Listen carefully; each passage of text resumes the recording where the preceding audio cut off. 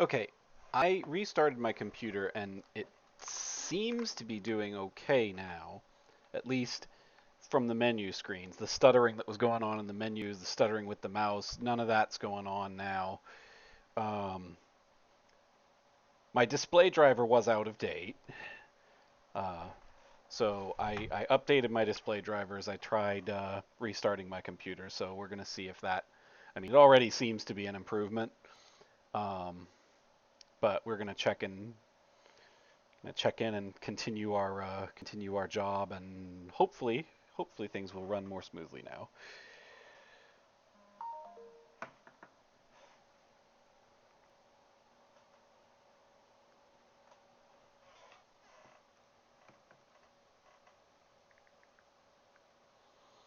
One moment, chat. Yep, I forgot to put my phone in streaming mode because this is kind of an impromptu stream that just sort of happening.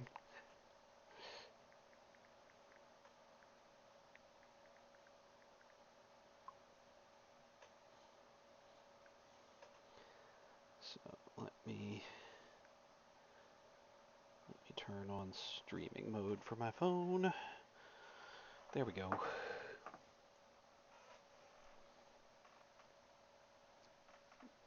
Thanks, Stream Elements. That notification is a little bit late. I am still super new to Twitch. I still haven't found. Uh, I still haven't figured out everything that's involved in setting up a Twitch channel. I'm dad. I don't know what the kid. I don't know how the kids do this.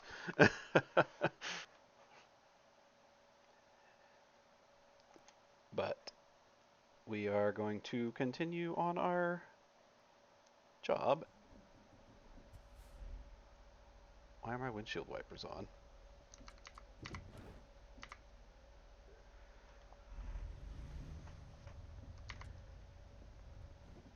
Also, wow, hang on.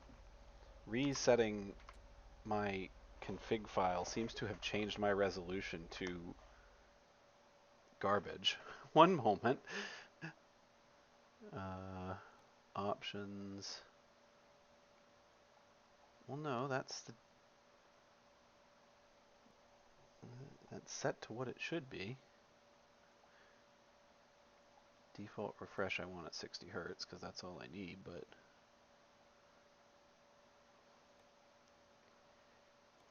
I can use ultra graphic settings. I wonder if that's why it's running smoothly.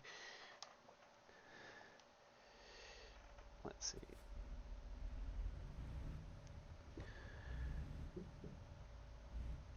Well, I updated the graphics and it still seems to be doing okay, so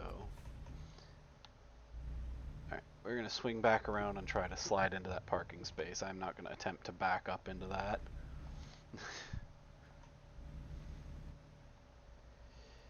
We are headed south to Kansas. We're starting out in Nebraska where we already were. I had to stop and restart my computer and close out the stream for a minute because I was having some graphical issues, but that seems, fingers crossed, to be cleared up now. Okay. And now it's raining.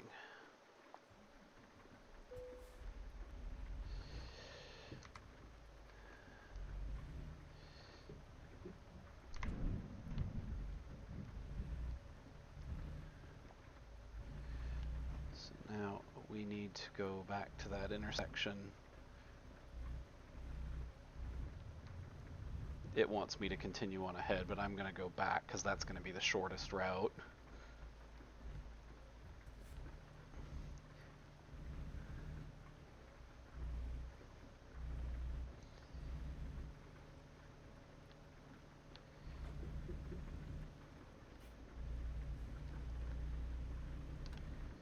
I'm just going to take this left turn right up here at this light.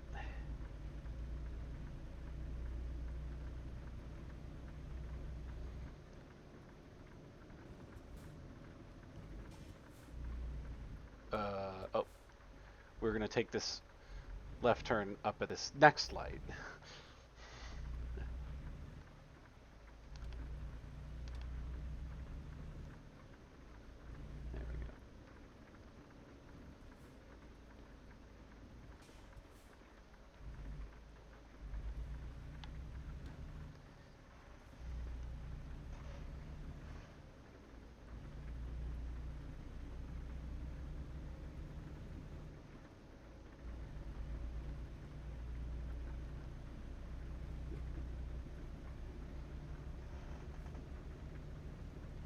I forget the name of the town in Kansas where we're going, but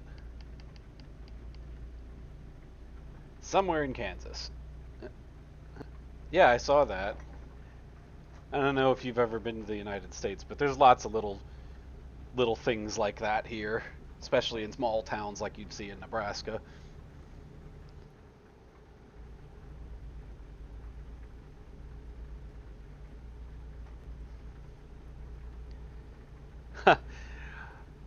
I don't think any of the regions of this map, except maybe Texas, has Waffle House. Waffle House is something you typically associate with the southeastern U.S., which this map doesn't really have.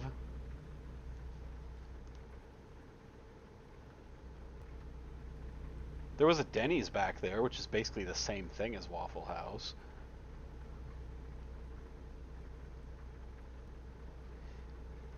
I swear to God, the Waffle House people are a cult.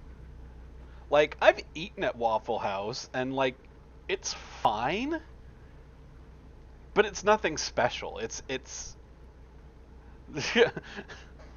They're not as bad. I will say this. The Waffle House people, the Waffle House fans are not nearly as bad as the Buc-ee's fans.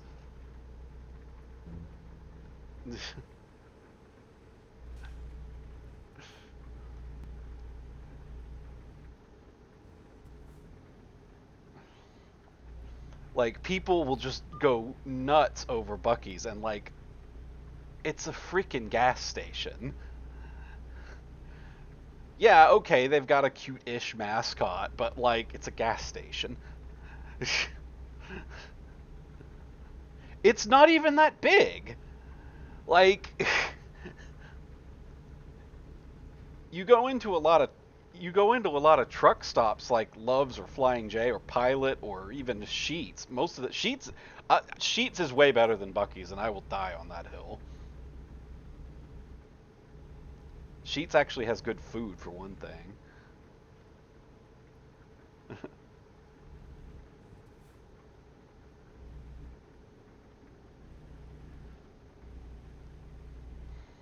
You wouldn't want to watch me play Euro Truck Simulator because I do horrifying things on the Autobahn that no truck should do.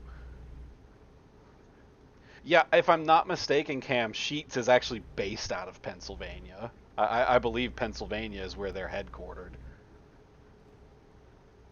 We got them down here. In fact, they just built one over in town a few months ago. Um, but you get further south than you really don't see Sheetz any further south than about North Carolina or so.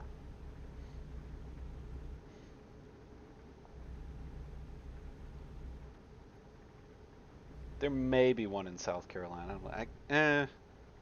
Really, by the time you get into South Carolina, you don't. Well, yeah, well, Wawa, we have Wawa here. Not like here where I live, but like we have them here in Virginia. There's one I know when I used to go up to Richmond to visit my grandparents, there was one on the way up there.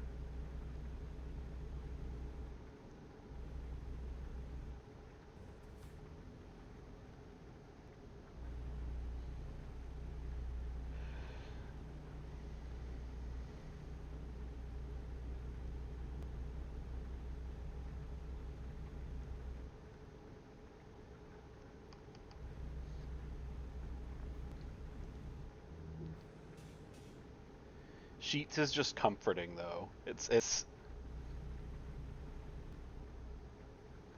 especially when you get it's like I've done long drives before to see my parents because my parents live up in New Hampshire. They live 800 miles away from me. Uh, it's a long drive to get up there, and you got to go up I-81, and it's nothing but trucks. You're surrounded by trucks like this all the time on the way up there. And half the time you get into Pennsylvania, it's snowing, it's foggy, it's really gross.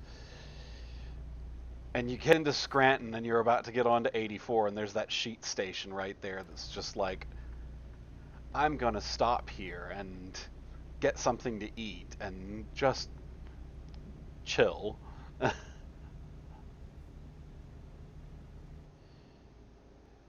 Oh, North Northwest, Pacific Northwest. Yeah, no, I don't know what kind of. I haven't been out that way, so I don't know what kind of. Flying J we have. We You see those on the interstates here. Flying J is nice though.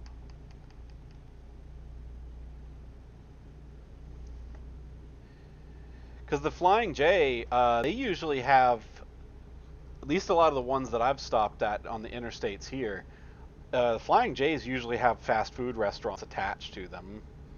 Like, I know the one that I've stopped at has a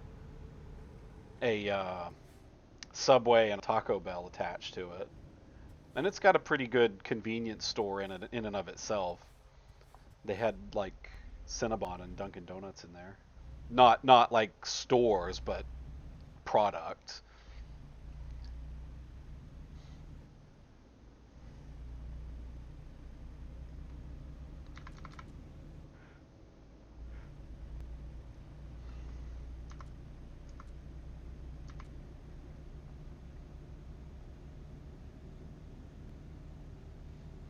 Dodge Charger and Magnum. What about them?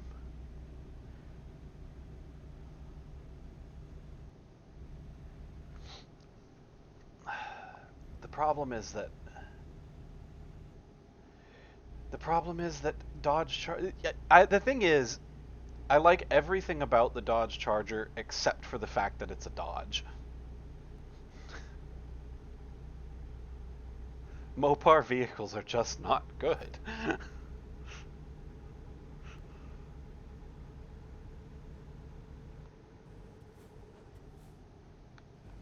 Oh, you have Hardee's there? I figured out that far west it'd be Carl's Jr. instead of Hardee's by there.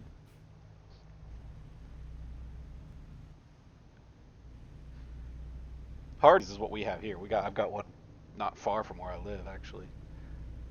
Hardee's is okay. Yeah, I know. Yeah, out on the West Coast, I know it's Carl's Jr. I just figured that Hardee's would be. I figured in Montana, it would be Carl's Jr. by the time you got out that far. I don't know. I've never been out that far, and you don't even see Hardee's at all up north in the Northeast. You don't see Hardee's or Carl's Jr. You don't see either one. And the thing about Hardee's is like Hardee's is good, and their breakfast is good, but there's so many even fast food places that are better.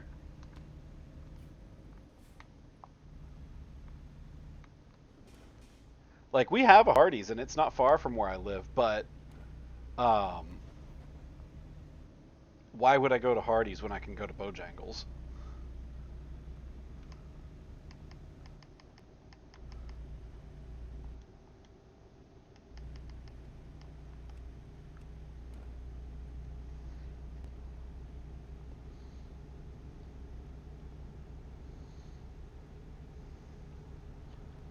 Why are my headlights off?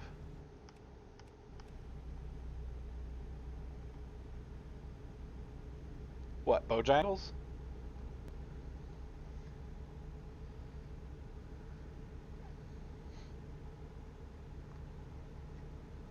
Their chicken sandwich is really good. I mean, they have good breakfast biscuits and they serve them all day, unlike Hardee's. But Bojangles has really, really good chicken. Their chicken sandwich is really good.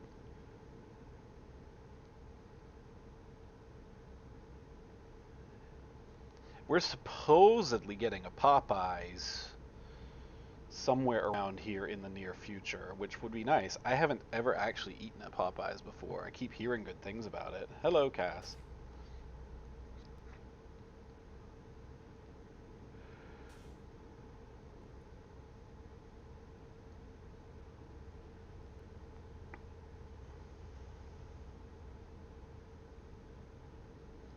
Oh, call before you dig. Yeah, that's something that you see a lot around here because they'll have uh they'll have signs up because people will try to dig and do do it yourself type stuff and whoops, hit a water main.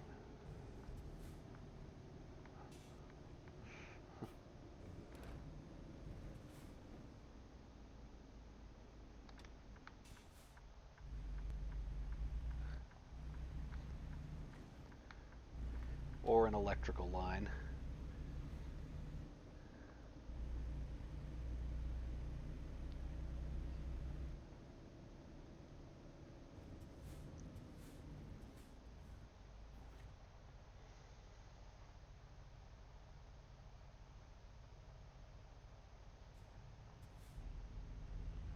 We mean, are they not that deep? Well, they're not that deep. If you're just digging and doing your own little project in your yard, yeah, you could accidentally hit a water main. What you're supposed to do is call 811 before you dig, and they'll have some city person come out and mark your area with spray paint and make sure you know where the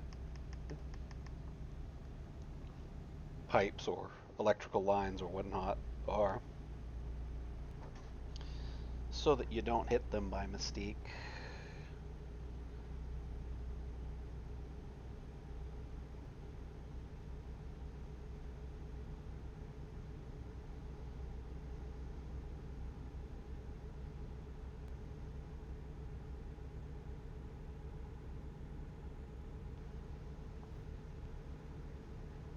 I really wish that this truck on my left would either go past me or let me get in front.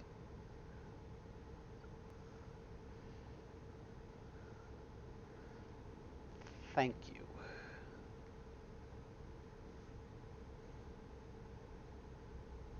If Randall were yeah, we call it a turtle race.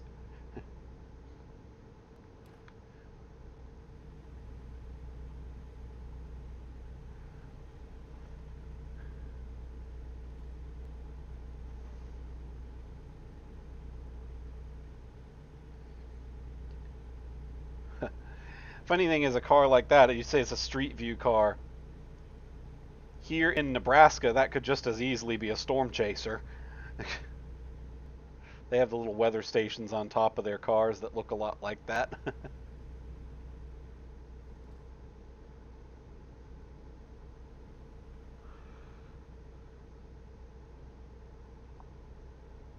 And for all I know, I've gotten into Kansas already. I'm not that far from my destination.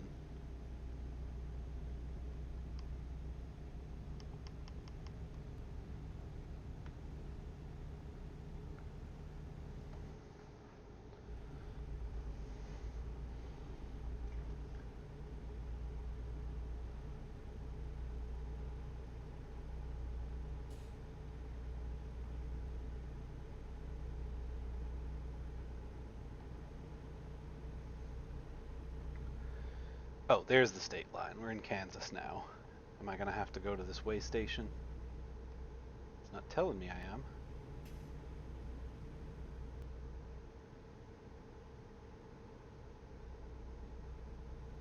No, apparently not.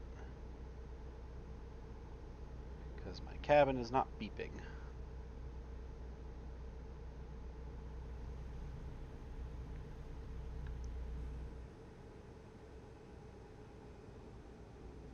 Oh, because the official way station is still up ahead.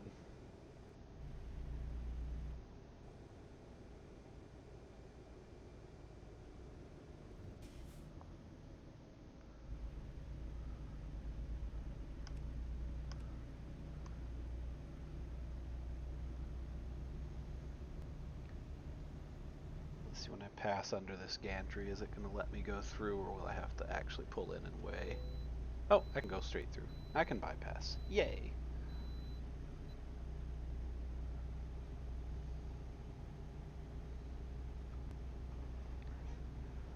Ugh.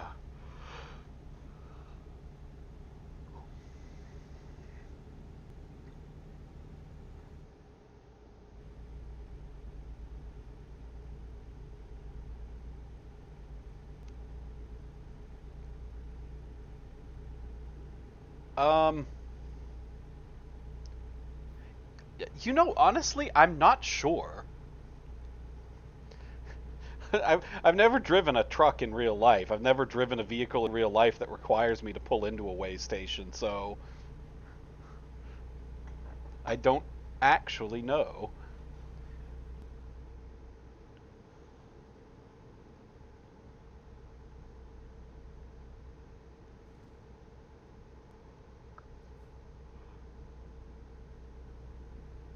Probably not for taxes though. It's probably so that you have a manifest and a record or of your weight, so that if you come across like, I know there's a lot of places where they'll have bridges that have weight limits, and I think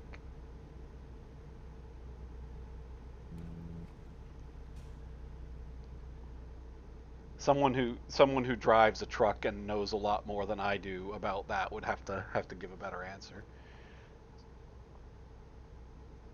Oh, so there's weight limits that commercial vehicles have to adhere to. Is it like a different class thing? Like if your weight is between X and Y, you're a class one, and if it's between A and B, you're class two. Like it matters what type of license you have. Okay. Yeah, because there's different classes of a commercial driver's license, and I imagine that would make a difference. And weigh station is gonna. Yeah, yeah, yeah, yeah. Okay, that makes sense.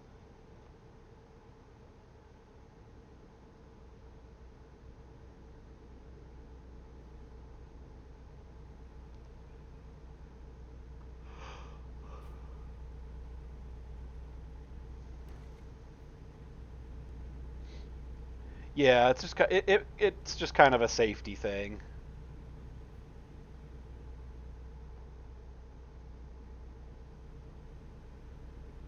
I would imagine that depends on how on your driving setup.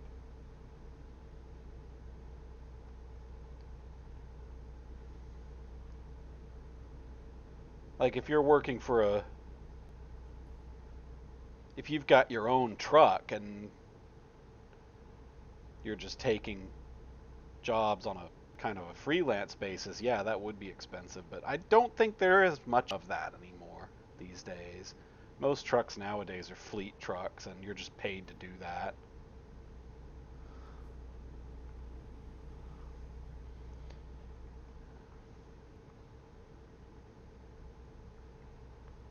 I say, not really knowing the industry.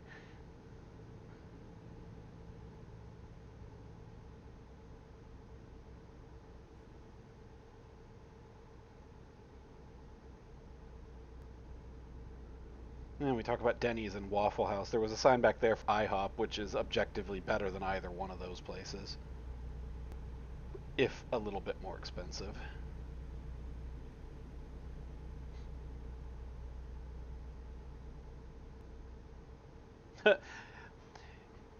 In point of fact, I would probably be less afraid to drive a semi truck than I would a little car. When you're driving a semi truck, you're the biggest thing on the road.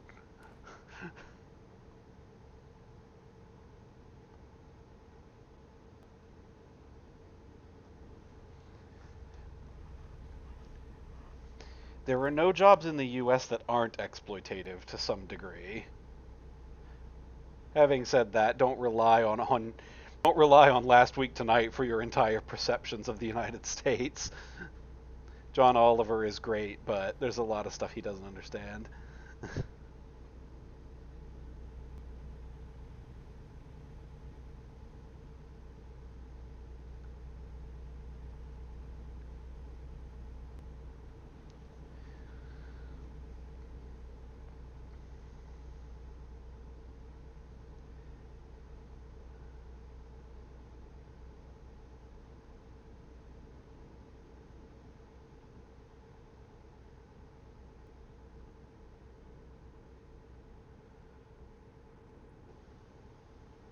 Well, I imagine that's most people's perceptions of the U.S. right now, and I can't say I blame them for that.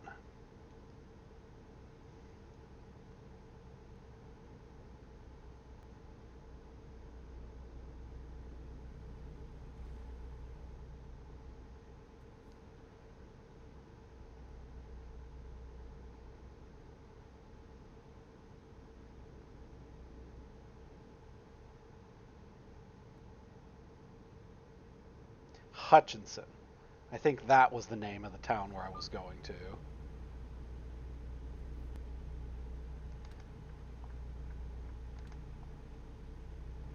Hello, hyena toofs.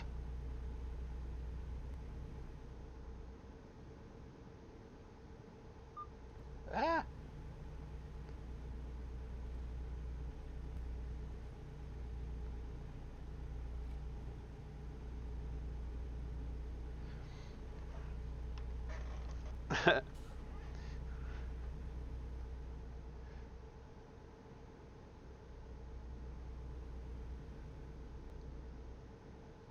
Now, see, in the U.S., generally you're supposed to pass on the inside lane rather than the outside lane, which I know is different from most places.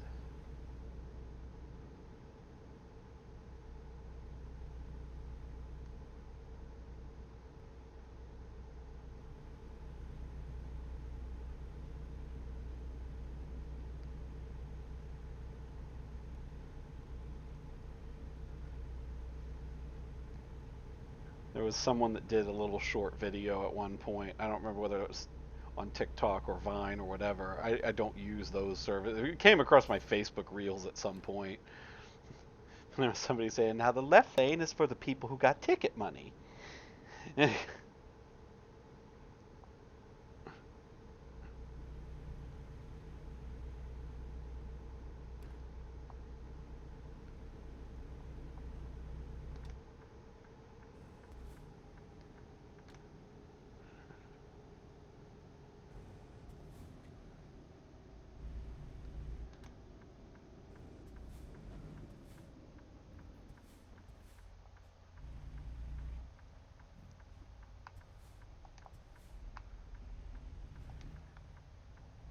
What's wrong with Chevy Impalas? I like them. That was the last car I had, was a Chevy Impala, actually. One of the more reliable cars I've ever had. Definitely one of GM's best engines in that car.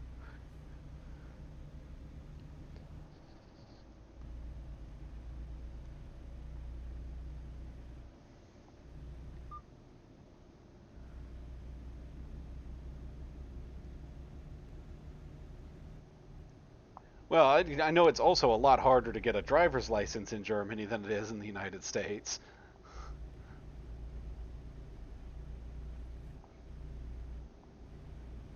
Especially depending on the state. You go to North Carolina, they'll give a rubber chicken a driver's license.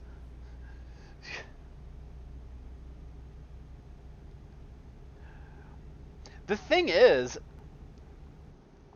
Teslas are fine for the most part. They just have the baggage of Musk attached to them. The Cybertruck is hot garbage because that's the one they let him design, but the Roadster is fine. Like, I wouldn't want to own one, but I know people who do, and as far as cars go, well, I'll say this. The thing about Teslas, and the reason I wouldn't want to own a Tesla is because, aside from all of the shit connected to Elon Musk, the reason I wouldn't want to own a Tesla is they're very nice cars when everything works like it's supposed to. But the moment anything with one of those cars goes wrong, it's an expensive nightmare to fix.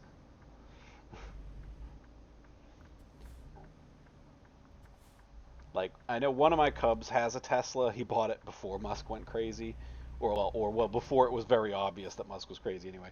But he has a Tesla, and I remember shortly after he got it, he was telling me that he had to replace his tires, and I was like, okay, well that shouldn't be too bad. You just and then he told me how much it cost him to get to replace the tires. I was like, are you kidding me? Let's play it safe. And this is a small.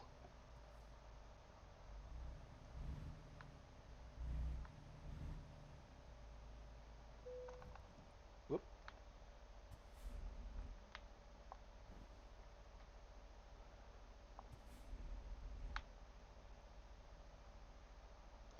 Hyundai is.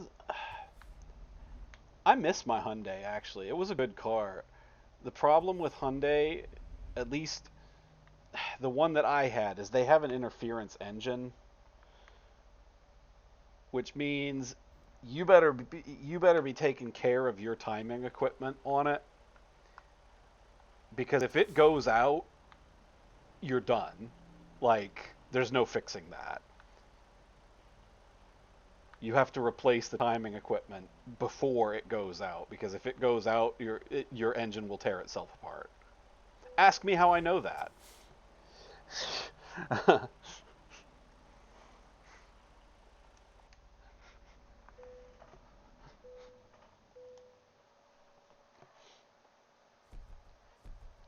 But for all of that, it was a good car. Like, never had any problems with it. It was great. It was a great car. Everything was great until it wasn't.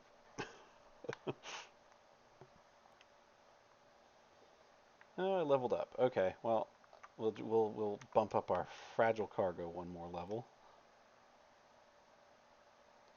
Yeah, the Hyundai I had was an older one. It was a 2003. So I feel like around 2012, 2013, they really got a lot better.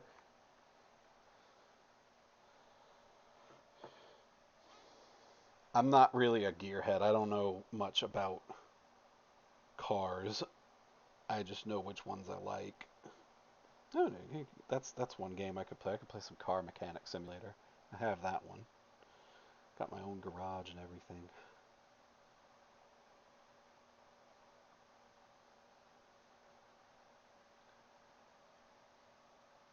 Hello, Otter Sky.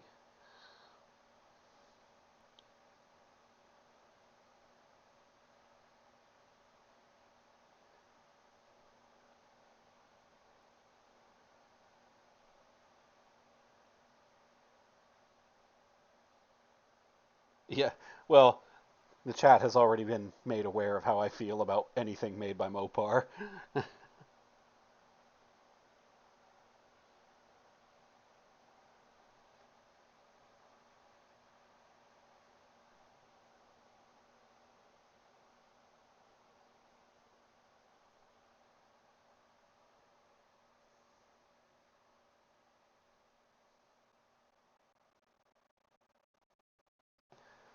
Hyundai is Korean, right? Because it's made in the same it's made on the same lines that Kias are, aren't they? I feel like Kia and Hyundai are the same parent company, aren't they?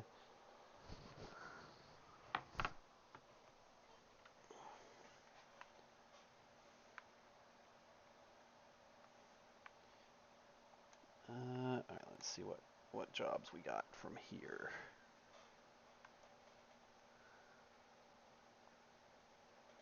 Well, I got one that takes me down to Arkansas, which I haven't. Oh, there, that one goes to Missouri. And those are the places I wanted to go. Let's take this one down to Arkansas, because that takes us through Missouri. So, just checking out some of the new content, because I haven't.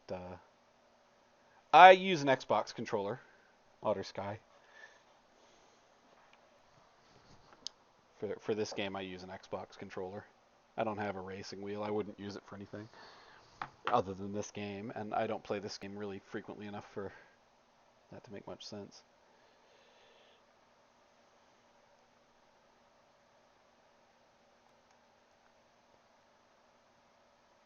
I would love to have a Honda. Hondas are nice. My wife has a Nissan. It's a pretty nice car. Needs a new power steering pump, but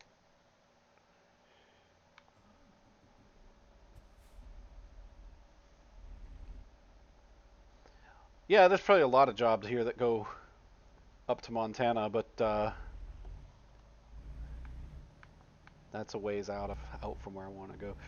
Her Nissan has 180,000 miles on it, but it's got a basically new transmission. I think the transmission's got less than 10,000 miles on it, which is good because that's the main problem those cars tend to have. From what I did when I was researching it when she was looking into buying it, is that their transmissions tend to go out before anything on the rest of the car goes bad. But the transmission in the one she bought is basically new.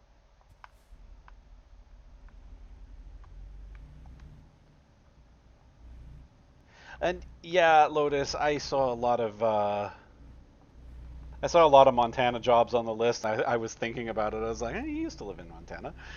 He used to live in Montana. I was thinking about it, but then I was like, that takes me in the opposite direction of where I really want to go because I want to check out this new DLC that I bought ages ago and haven't gotten to any of those places yet. I would love to have a Volvo. They're nice cars. You can drive them into the ground. My aunt had a Volvo. I want to say it was a 850R, but I'm not sure of that. Um, but she had a Volvo for years and years and years. She lives in Boston, Massachusetts. Uh, the New England winters are hell on cars, and the city traffic in Boston is a nightmare. But she put 400,000 miles on that thing, and it still worked when she sold it. Like, the only reason she sold it was because she wanted something new. You can't kill those cars; they're indestructible unless you wreck them, I guess. But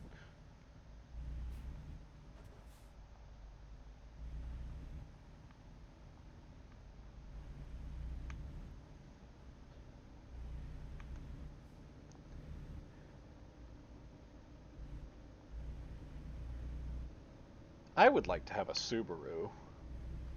Everybody gives me shit for it, but those cars are very sturdy.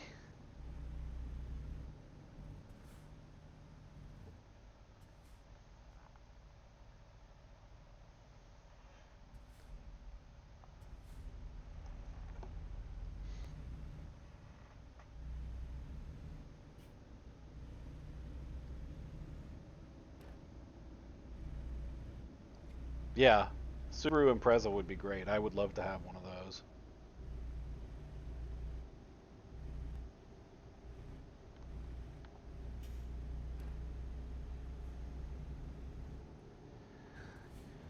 See, Porsches are nice, but like they're dull because they're like not quite supercars, but they're not quite not supercars. They're sports. They're very higher end like sports cars, but they're also like I don't know.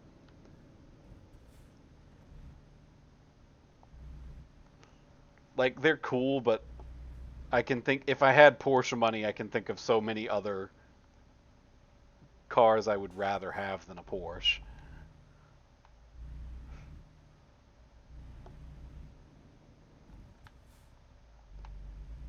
Well, yes, but I'm not talking about the 918. I'm talking about like just the regular like the 911s or the Carreras or whatever.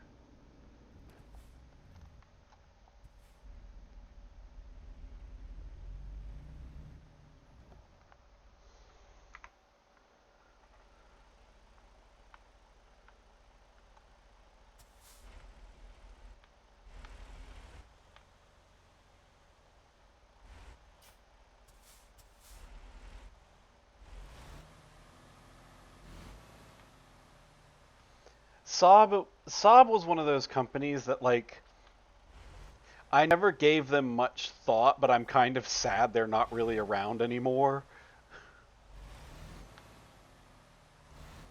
Um, because they were always kind of wacky and quirky. Like I know there was one that they did that they had a transmission called the oh what was it? It was weird. It was like a manual transmission, but not the Sensonic gearbox that they had back in the day. Uh, it was absurd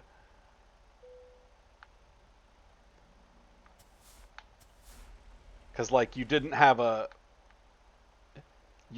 clutch, but you like parallel parking any of those things was like it was ridiculous.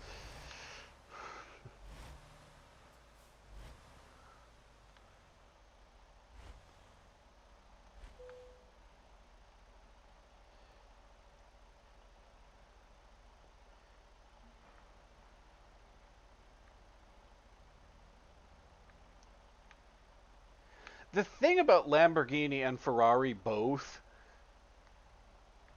I love the way their cars look. Like, they're very sexy cars. But I can't imagine ever wanting to own one. That's just, for one, like, I don't know how to explain it. I'm not even talking in terms of practicality, because obviously, when you're talking about having a practical vehicle, you're not talking about a Ferrari or a Lamborghini or whatever, because they're flashy. They're not meant to be practical. They're meant to be showy. Uh,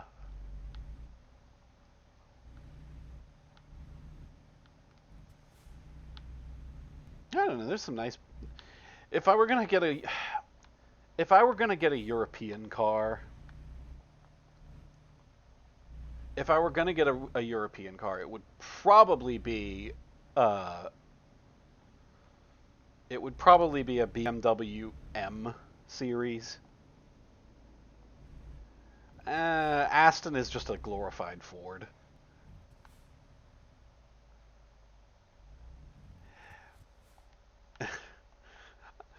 Renault is so boring, and you can't get parts for him here.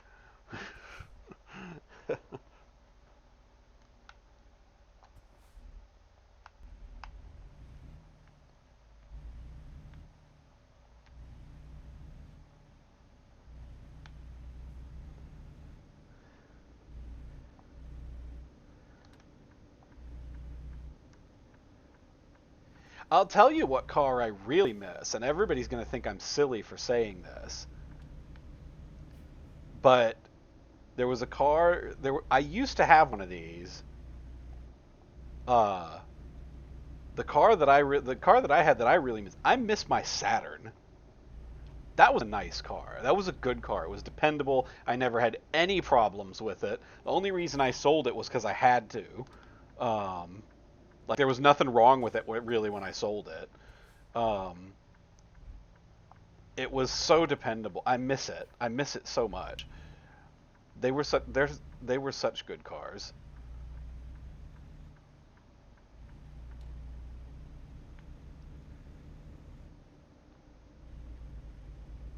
Like my Saturn was sleek, it was sporty, it had the dual overhead cams. It didn't have a lot of power, but it was peppy, it was quick.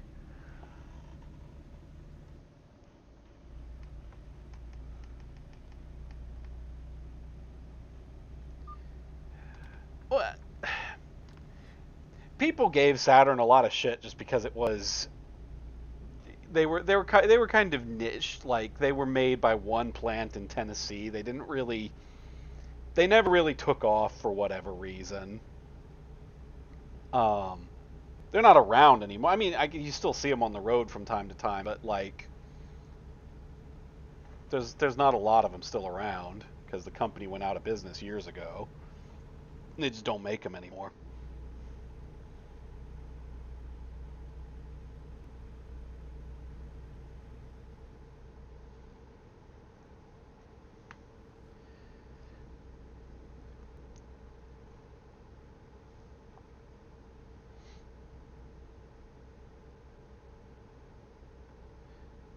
Sunfire is not what I forget the model of Saturn that I had. I want to say it was a SR2. I don't remember what it was called. It had some off the wall name that was just letters and numbers. It wasn't a particularly memorable model name. To me it was just a Saturn. Like the model didn't matter.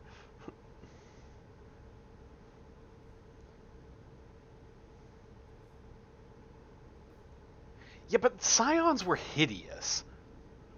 I'm glad you don't see them anymore. I'm glad you don't really see them anymore. Those Scion and the Nissan Cube.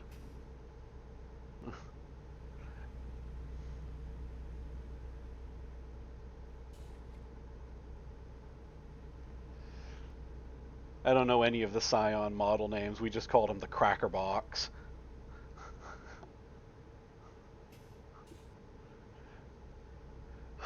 I mean, you're allowed to have your personal taste, I guess. I just think they're fugly. They're not quite as bad as the Pontiac Aztec, but they're close. Oh, the joystick's not finicky and nervous. I'm just not paying as close attention as I should be, that's all.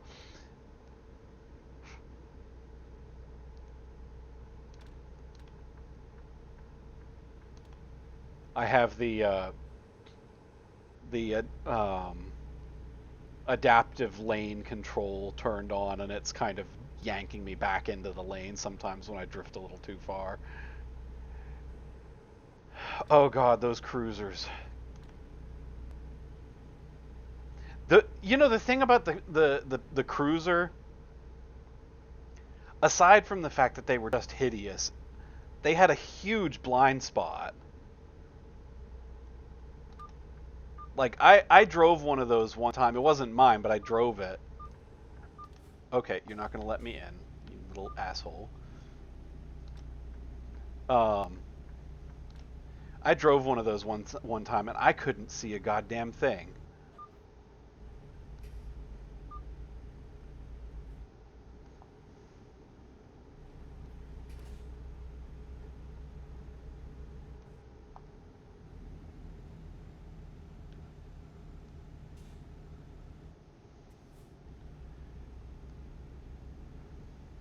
If I weren't in a truck, I would have run him off the road, but he's faster than me, unfortunately. So I can't catch up with him. No, you don't. You can wait. I was here first. Or just crash into my trailer. That works too, asshole. I'm gonna just tap you for good measure. Oh, Jesus. I wasn't expecting that. I thought it was just going to be a little love tap. I didn't know he was going to do that. Oh my god.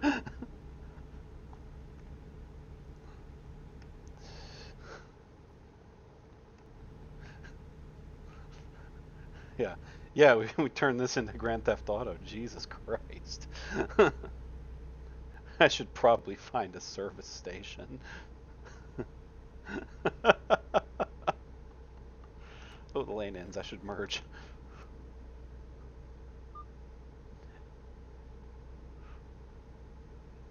Oh yeah, he definitely deserved it. I don't regret it, but it did damage my truck a bit.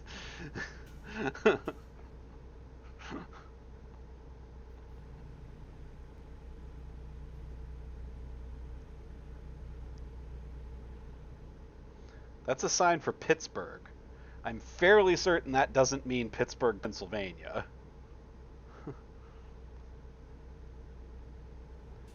Are we in Kansas or are we in Missouri now? I don't know. I don't know whether we crossed the state line or not.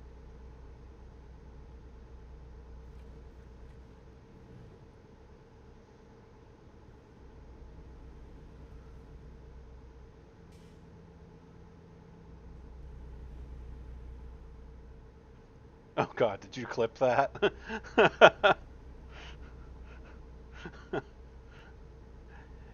uh, they've got most of the western states and pretty much all of the plain states except the Dakotas, but they're working on that.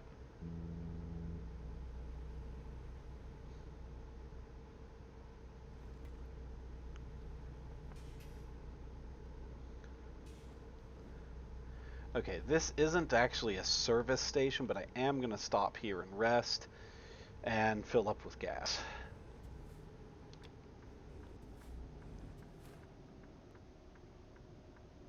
Oh yeah, you're right. There's no H at the end. So yeah.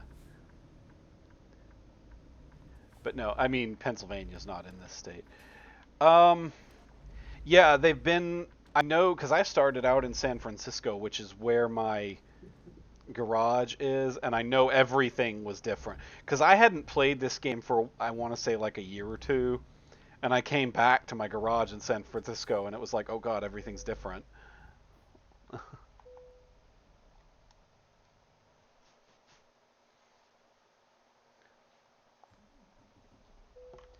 But in terms of states in the game, uh, oops, there is our map. We've got Washington, Oregon, California, Nevada, Arizona, Utah, Colorado, New Mexico, Wyoming, Montana, Idaho, Nebraska, Kansas, Oklahoma, Texas, Arkansas, Missouri, and Iowa. Yeah, I've been through Missoula in this game before, I think. Yeah, I have. Yeah, I've been through Missoula.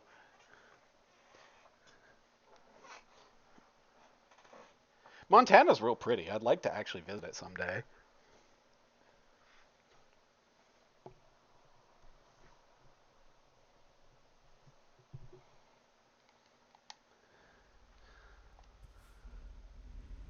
Why are my headlights off? Okay.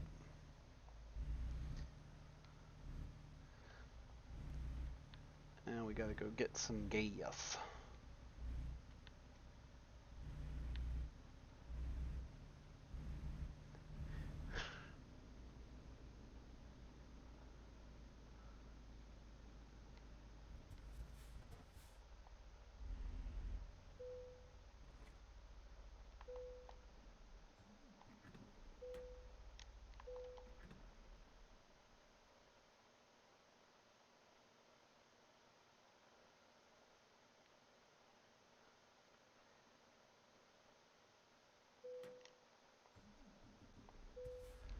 Okay, so now we're in Missouri, but we're probably not going to see.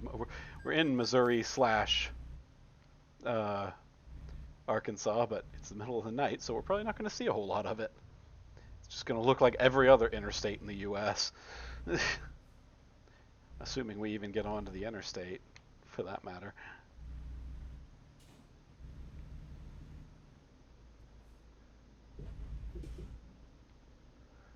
Just seems like back roads here for the most part.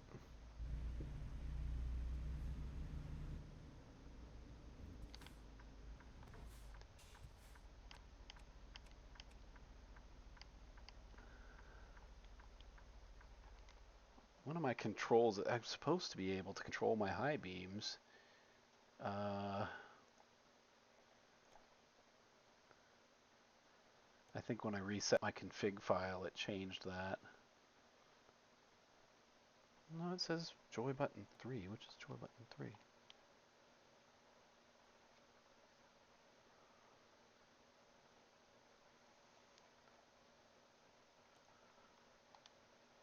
Oh, okay.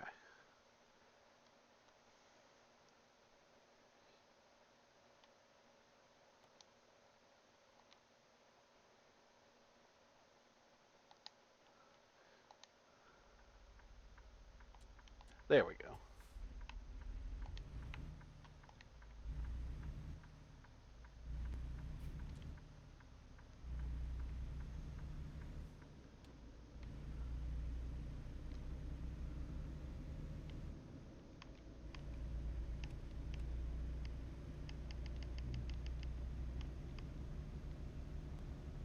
And now that's not right. Hold on. The control settings have gotten all messed up.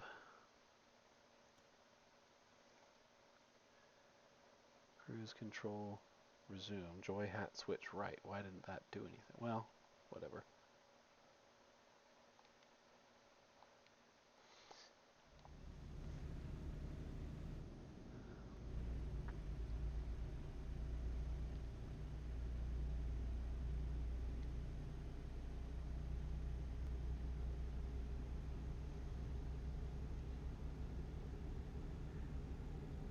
I think after we finish this job, we'll switch over and play some Car Mechanic Simulator. What do you guys think of that?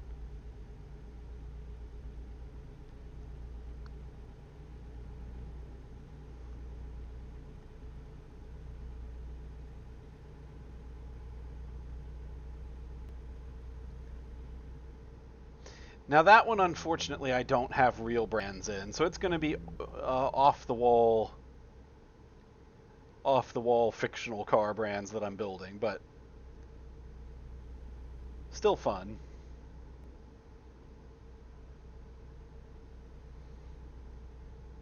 We still got a bit left on this job, though.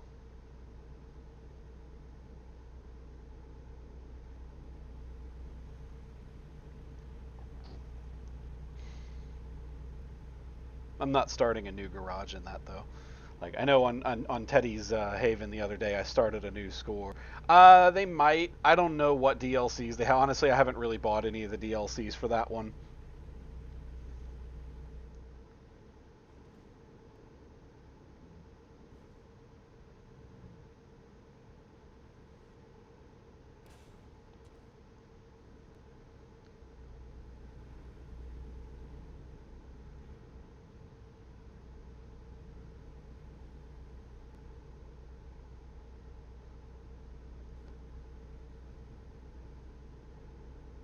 I'm eventually going to play Farming Simulator on this channel, but I'm kind of holding off on that until the new.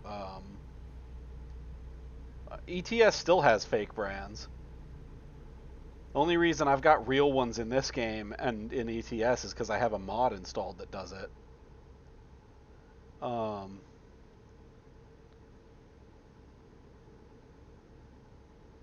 but I'm going to play Farming Simulator on this channel at some point. I've been kind of holding off on that because there's a really exciting looking DLC for Farming Simulator 25 that's coming out early next month. That's going to be the Highland update, and it's going to add a new like Scotland themed map, and it's going to have fishing and aquaculture and whatnot. So I'm kind of like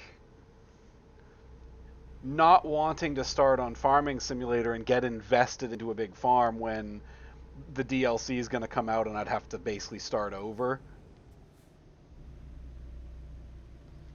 But we will definitely have that on this channel at some point. Because as simulator games go, that one's one of my favorites, if I'm honest. Especially Farming Simulator 25. It just added so much good quality of life things to the previous Farming Sim things.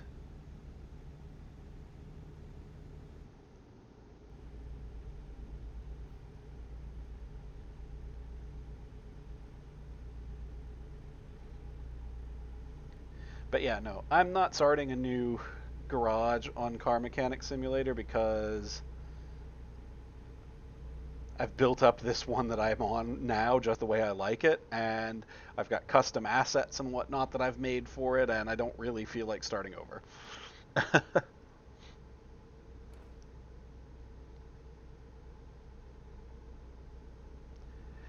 No, you can't. You can't get arrested by the police in this game. You can, if you have it turned on, which I don't. You can turn on like traffic violations where you will get fined for running red lights or breaking the speed limit or whatever, but ain't nobody got time for that.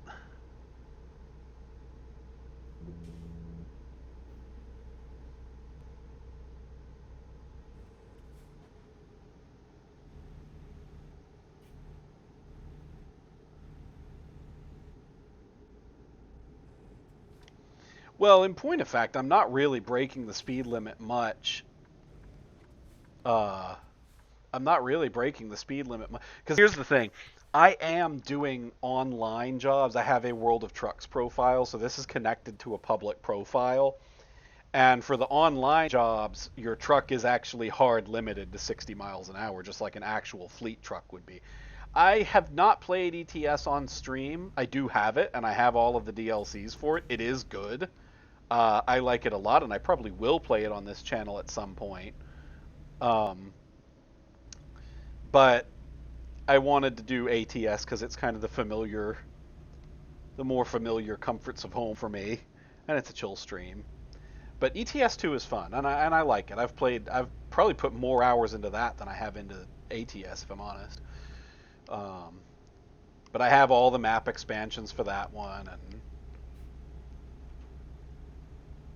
I've got my own I've got my own livery for ATS or for ETS 2, just like I do for this one.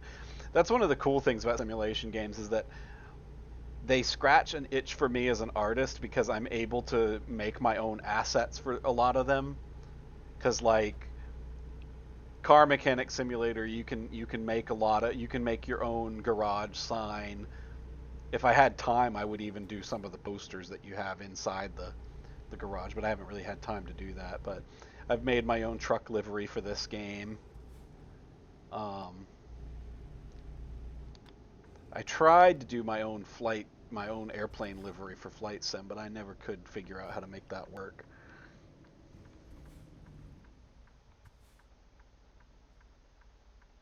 Go on, you were in such a hurry.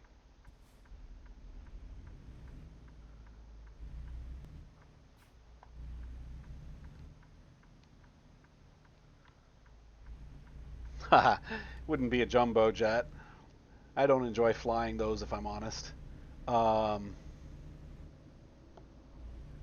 what I tend to fly more on Flight Sim is I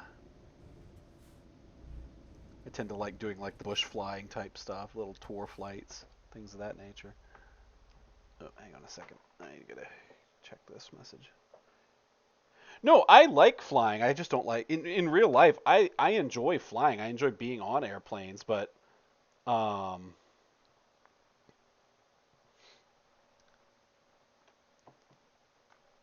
it's airports and airlines I don't trust. I don't make plans around flying because I don't trust airlines and airports with my travel plans. Nowadays, I take trains.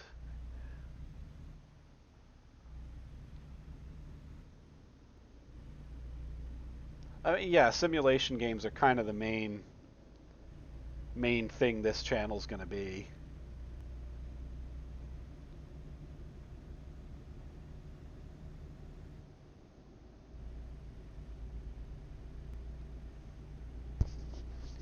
We are in Missouri. That is the Missouri state line.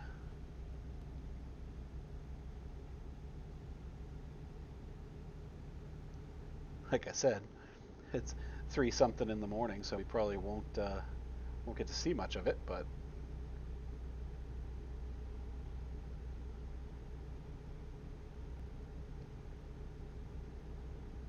looks like we're near Joplin. Yep.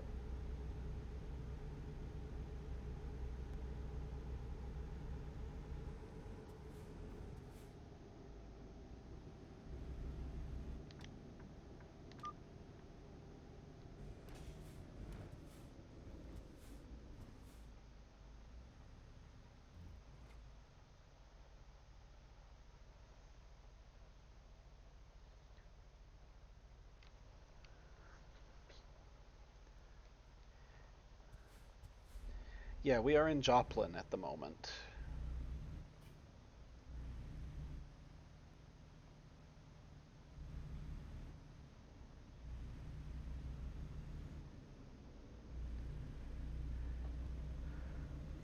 Whatever you end up doing, if you were trying to take a train to visit me, you'd probably, from where you are, you'd probably have to take a train to Washington D.C. and then catch the Northeast Regional down to Roanoke from there.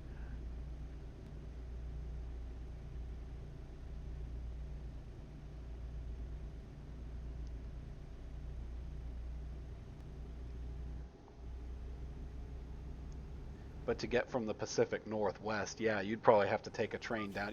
You'd be spending like 4 or 5 days on a train to get here, I would think, because you'd have to fly, or you'd have to get a train probably south to L.A. and then you'd take a train from L.A. to Chicago, and then you'd take a train from Chicago to Washington, and then you'd take a train from Washington to Roanoke. So you'd have to change trains a whole bunch of times. It'd be a big ordeal.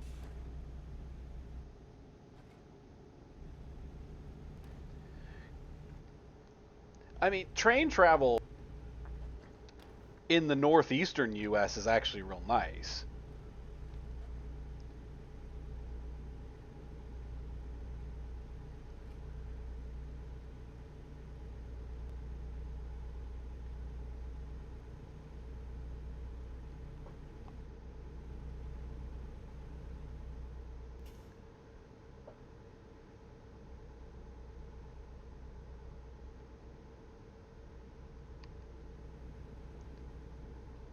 I enjoy going on the Northeast Regional. It's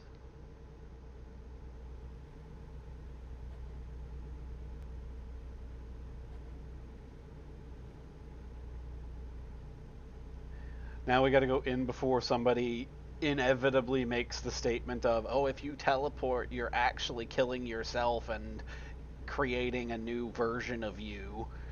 Because every time somebody talks about teleporters, some nerd says that, and I want to give him a wedgie. Like, just stop. Don't do that. Nobody cares.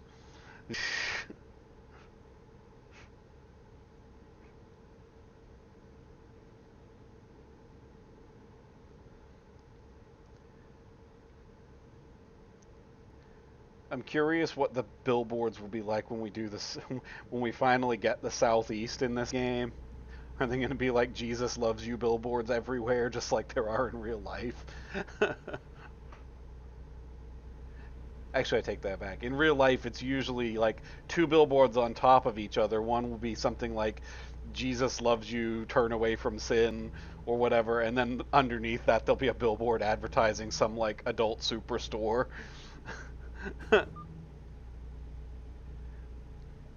Let's see. Are we going? How close are we to? Whoa! I need to take this exit apparently. Yeah, you live in the deep south.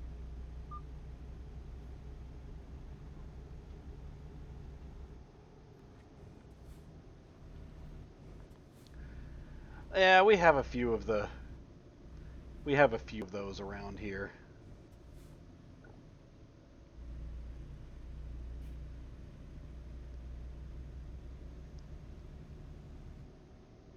Glenstone Avenue, Republic. This is Springfield. Okay.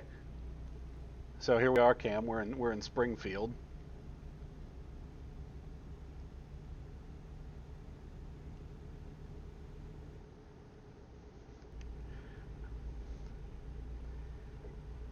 Exactly what they sound like, Otter Sky. They're they're billboards they're billboards that proselytize, like Jesus saves or Jesus is watching or something like that. It's crazy.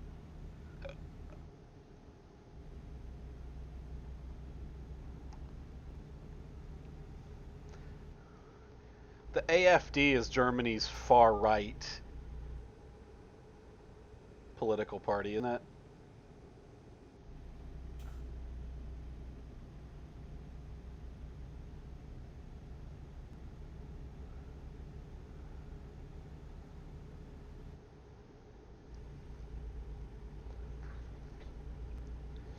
Ugh.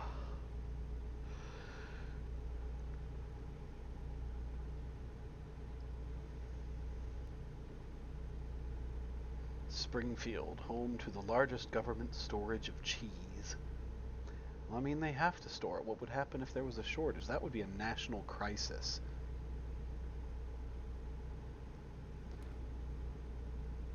A shortage of cheese in the United States would be like an existential national crisis.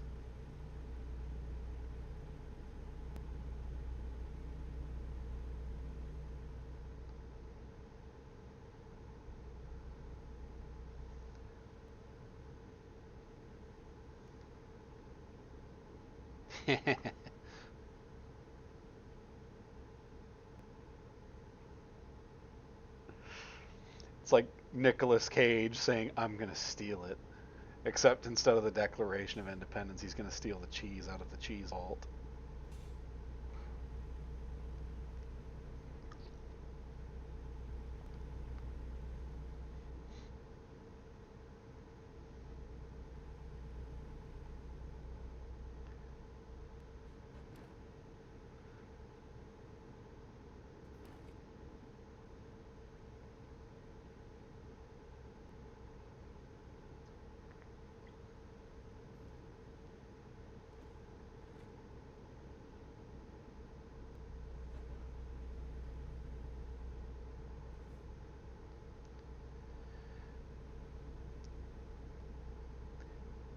National Treasure has been memed to death, but in fairness,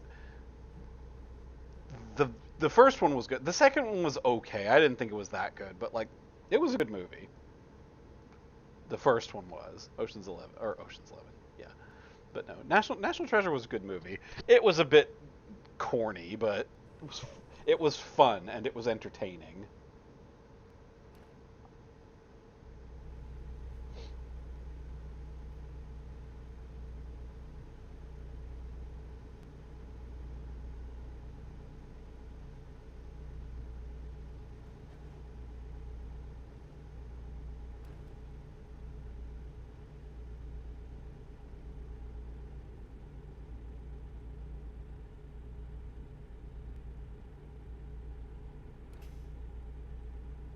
Licking Rolla. There's a town apparently in Missouri called Licking.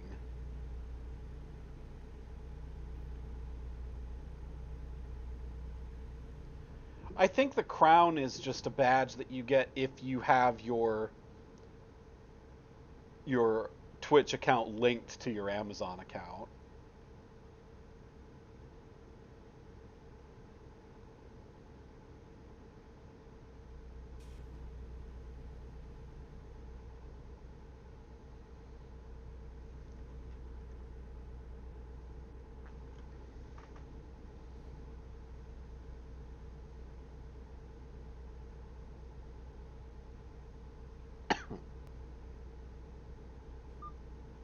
Ooh.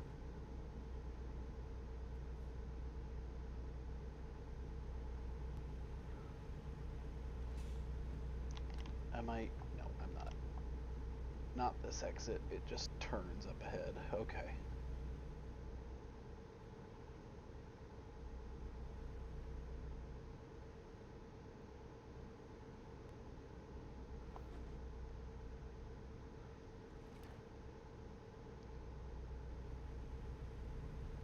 Yeah, the beep is just the game telling me that I'm getting too far out of the lane.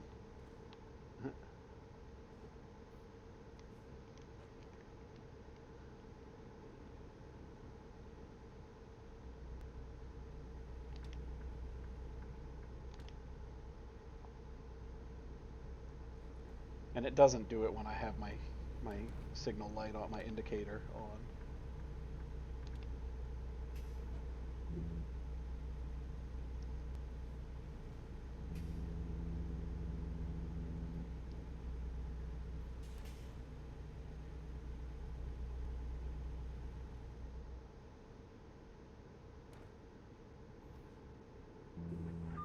Ooh, going too fast for that turn. That was skidding a bit.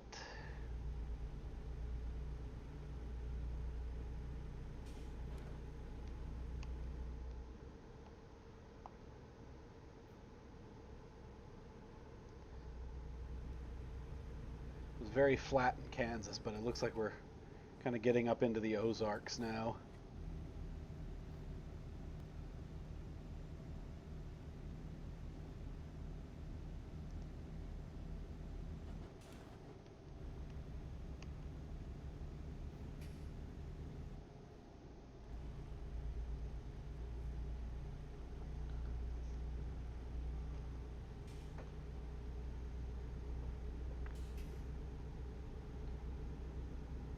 And we're going to take this next turn up here towards Jonesboro.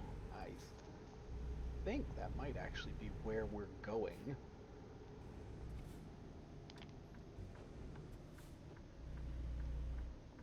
Look at how far up over that line you are pulled. There is no way I'm not going to hit you with this trailer. I can't turn that wide or that narrow. Yep, like I said, see? Told you. That white line at the stop sign is there for a reason, you dingus.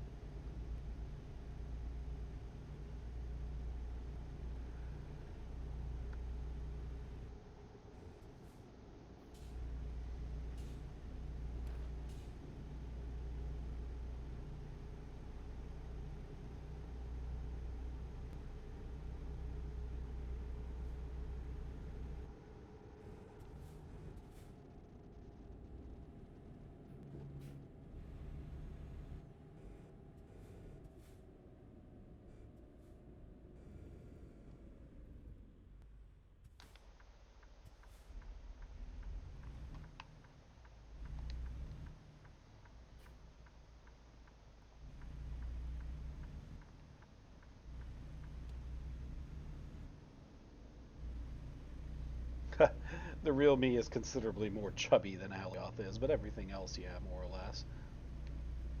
Although I don't have a chin strap beard, I have a full mustache and beard and whatnot.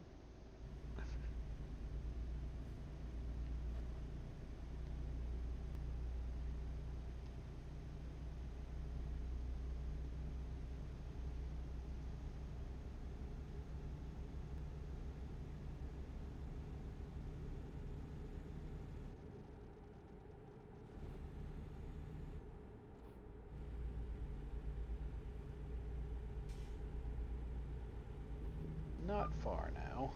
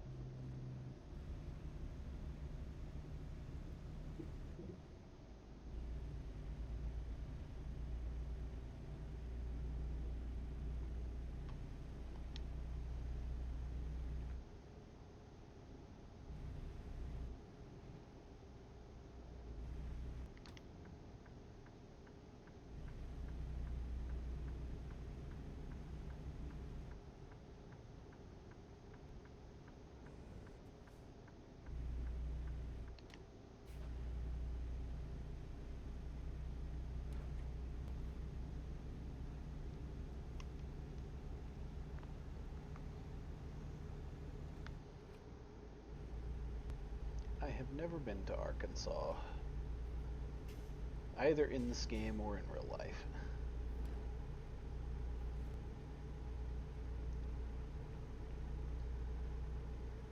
Well, you live a lot closer to it than I do.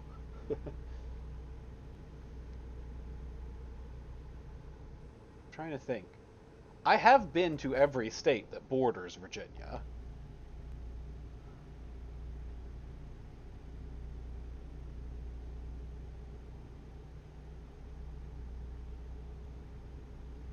Nothing wrong with a bit of a dad bod.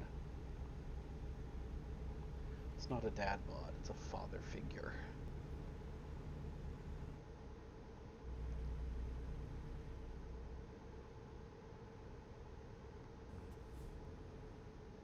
I have been to, well, I've never been to Delaware. I've been through it, though.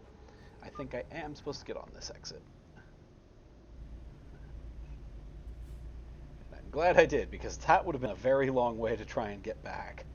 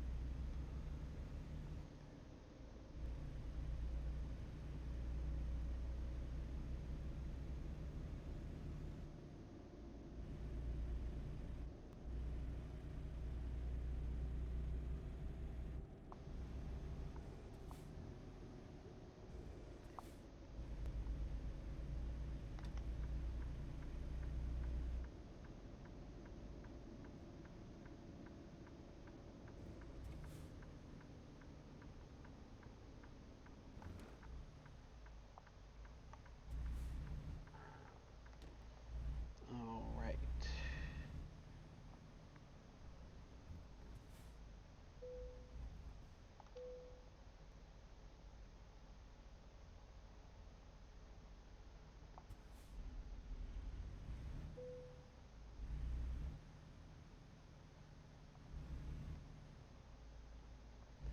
I have to pass a security check for dried fruit, of all things. Oh, because it's a train yard. It's a rail yard. Okay, that makes sense.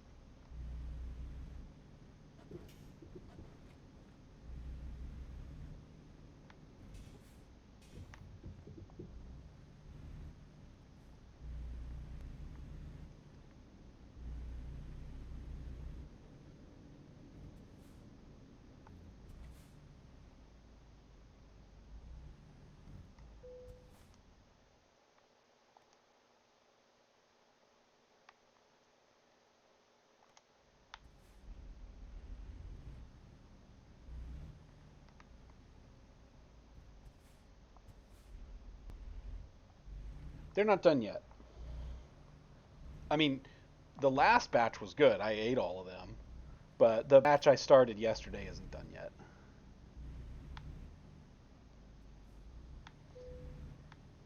I did something a little different this time.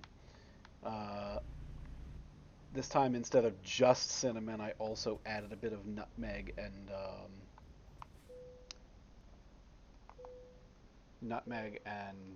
ginger. No, not ginger. Nutmeg and allspice.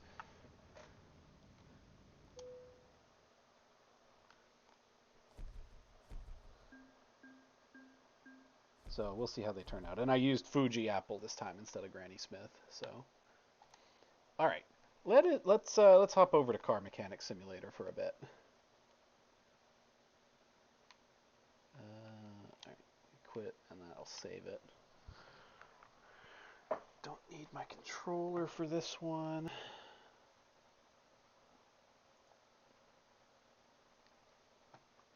So give me 1 second. I'm gonna launch Car Mechanic Simulator.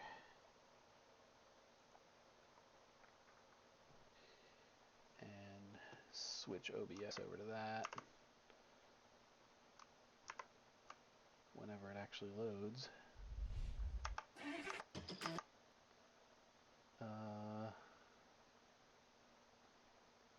Lemonade apples. I don't know what they are. I've never heard of that. Sounds good. Never heard of it though.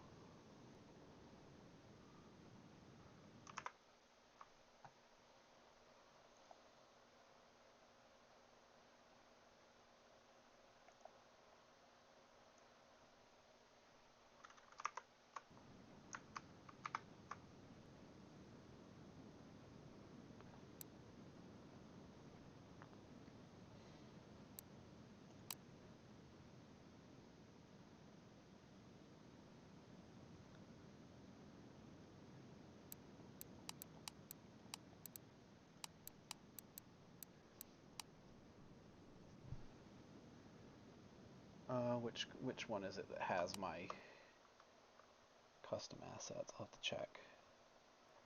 Might have to switch save files. I have a few on here.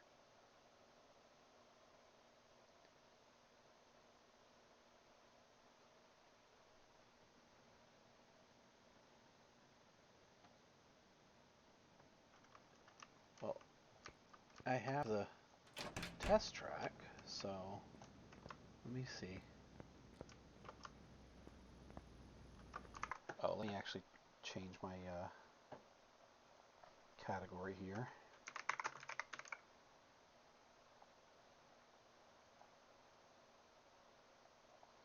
There we go.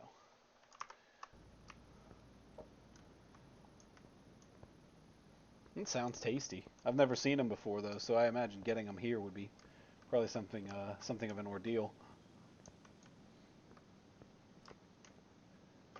There we go. Daddy Bear Auto Repair. With my other persona.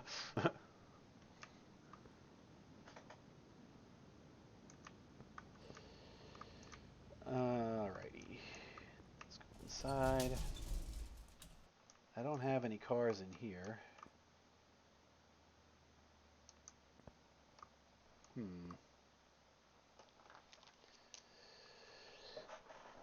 Alrighty. Have I got any barns I can go to?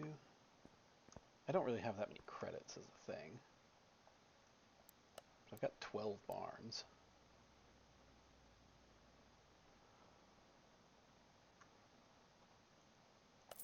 Let's just go to one of them. Why not? Need to get ourselves a project car here. I can do other orders if I have to in the meantime to pay for the project, but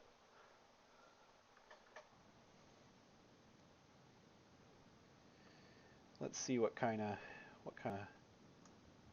stuff we got here. Here's something. What's this?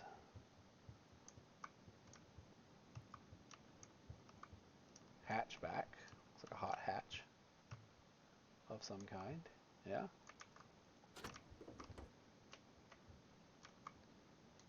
Is that an inline 6? Yeah, straight 6, whatever it is. Oh. We got this, don't know what it's called in the game, but it's modeled after a 57 Chevy Bel Air.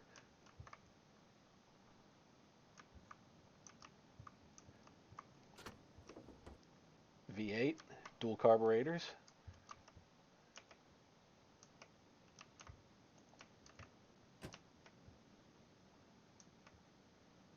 Oh, it'll look a lot better than that when I'm done with it.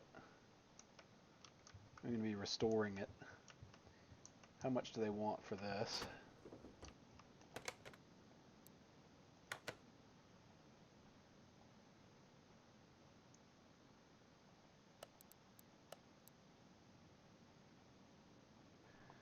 Well, they only want 18 grand for it. See ya.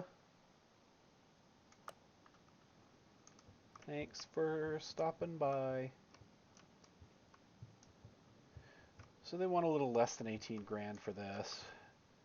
How much do they want for this one?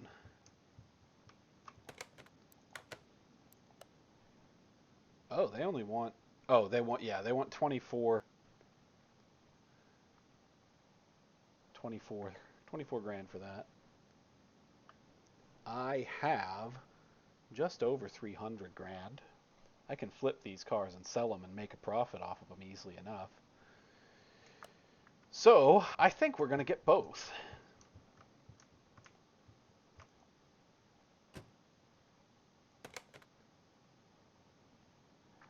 I mean, no reason why it couldn't, but it would be quite an ordeal to get the electrics in that working. It could be done, I'm sure. People put aftermarket radios and stuff in their cars all the time, and as long as you've got a power supply, I imagine you could. You just have to add... You'd have to add a computer. Well, I don't know. You'd have to add a computer to it is the big thing. Alright, let's... a lot of parts missing on this that we'll have to get, but that's okay.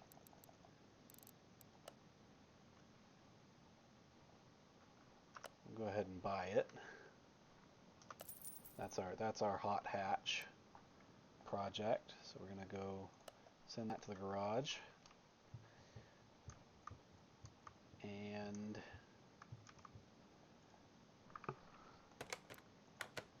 this one, we will buy this car. Send that to the garage. Alright, let's see if I can find any parts that are worth taking. Because I can repair some of these body panels, but I don't have a Bolt Mosquito. What did I get? I got a Del Rey Custom and a Salem something or other. Oh, didn't even see you. Bolt Reptilia R2. That's a little bit too expensive.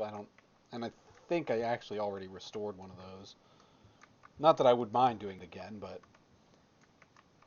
I've already got 2 cars to restore, and that's going to cost me a fair bit to begin with.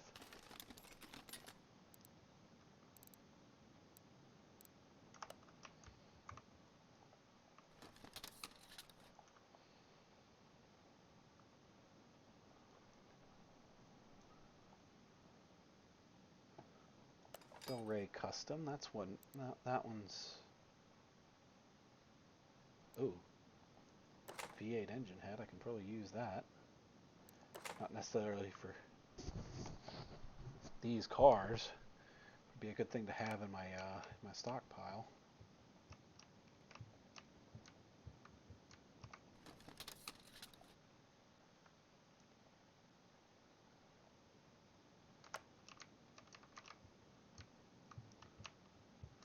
A lot of this stuff is just junk, but we're searching for hidden treasure. Looking especially at stuff that I can potentially repair.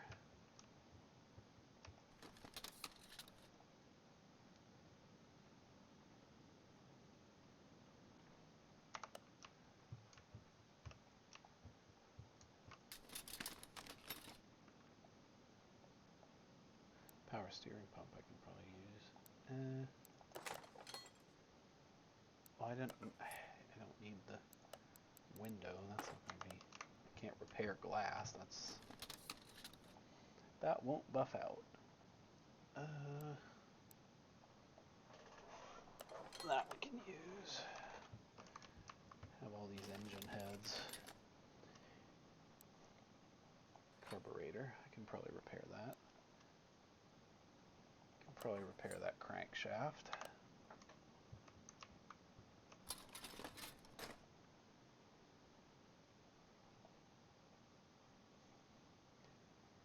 It's another intake manifold. I don't need two of them. I'll just stick with the one I got. All right, chat. Which one should we restore first? The hot hatch or the classic car?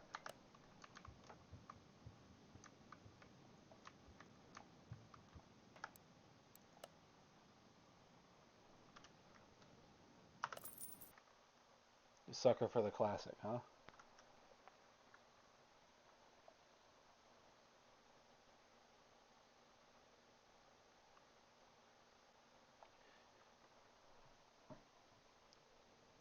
Come on, you can do it. All right. All right, classic it is. Let's get you inside. Move that car lift A.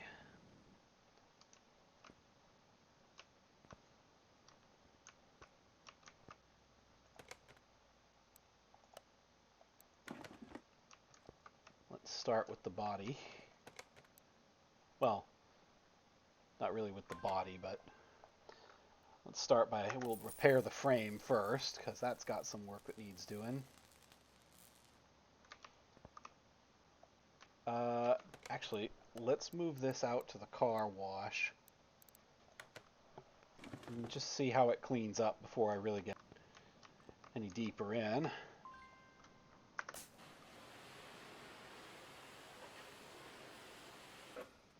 Yeah, there's a nice car under there. Just needs a little TLC, that's all. Detail the interior a bit. Probably end up replacing most of these interior parts.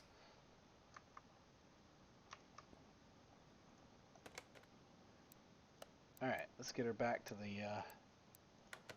lift. We're going to go ahead and take off these body panels.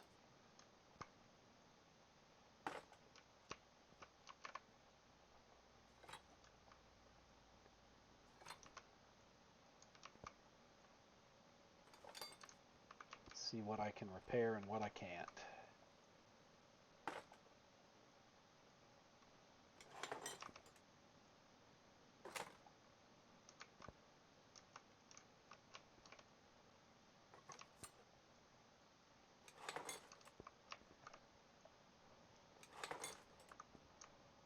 Yeah, we'll see what paint options we can give it, but that's kind of that tends to be the last thing I do, because you got to get it up and running and nice and working and whatnot first, and then you get it all dolled up and looking fancy. So let's lift her up.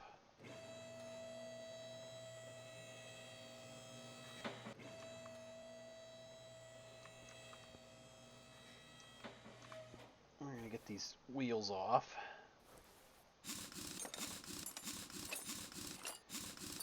Because we're going to want new tires for it. Okay. Engine doesn't have an oil pan. So I don't have to worry about draining the oil because that's already been done since it has no oil pan at the moment. Yeah, I don't know whether I can fix them. If not, I'm just going to order new ones. But we'll see. I may be able to fix them. We're going to get new tires anyway, so.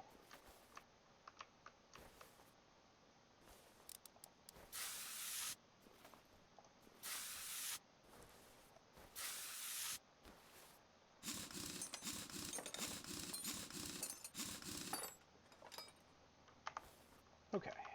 All right. Let's go pull these wheels off. Then I'll see if I can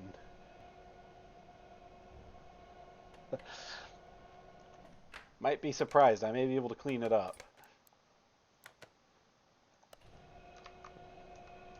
See, the thing is, this game just uses rust as a kind of representation of all damage.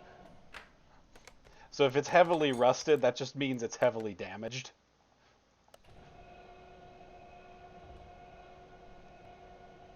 I think at least some of these rims are probably damaged beyond repair, but this one might buff out. Might be able to do something with this one. So, we'll see. But, yeah, they're pretty beat up. Let's see if I can fix them. I don't think I can. That's for body work. Where's my workbench parts? I can repair 2 of them. Hydrate. Where's my drink? There it is.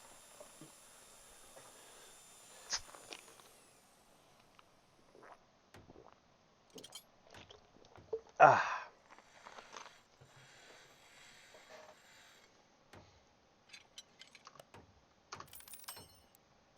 Success.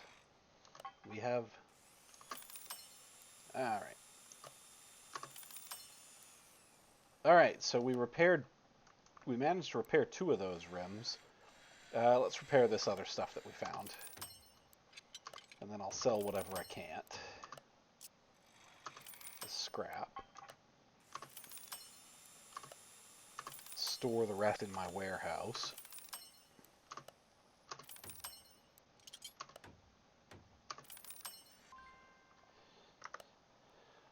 Okay. Oh, let's see what we can do with these body panels.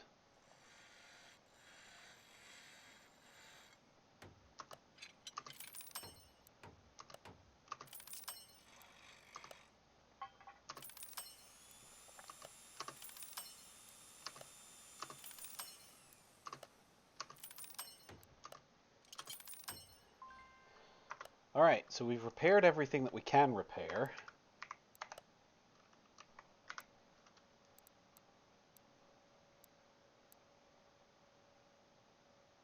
Now let's go ahead and sell everything that we can't.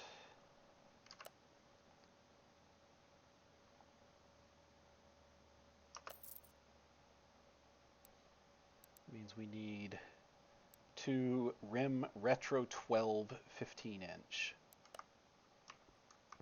Oh dang, I didn't think about what size tires I needed. I should have checked that before I sold them. I should be able to check that with the car itself though. Factory tire size 205 75 R15. All right, let's get our tires first. Is it? Ah, there we go. Oh, do we want wide walls? Car like this, let's give it wide walls. White walls even. And we need 4.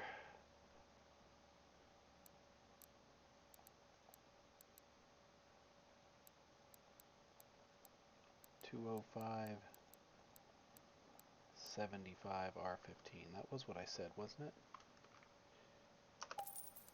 I hope so, because that's what we're going with.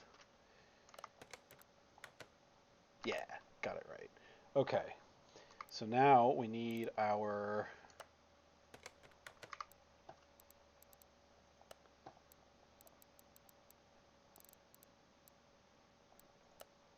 Retro 2, was it? I think it was Retro 12.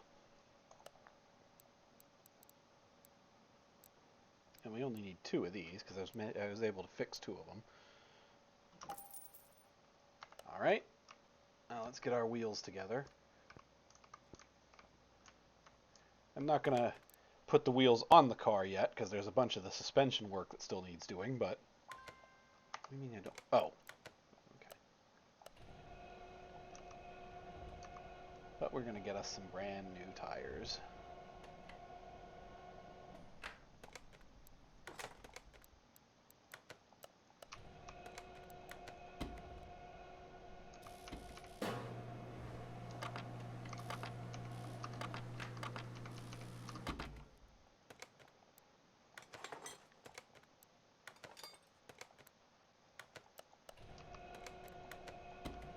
balance them too.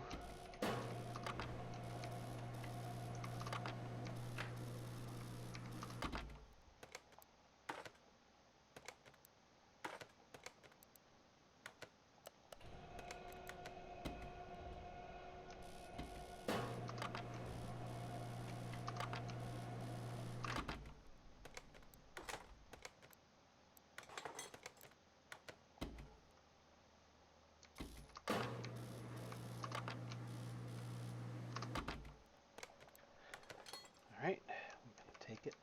Alright, so our tires are done. Now we just need to, oh, I need to take that tail light off.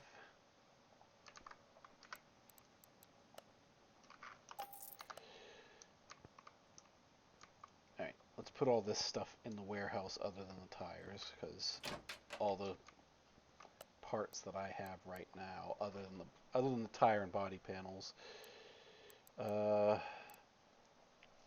I only need one of the fenders, one left fender. But this other stuff I don't need right now, so I'm going to not have that taking up space.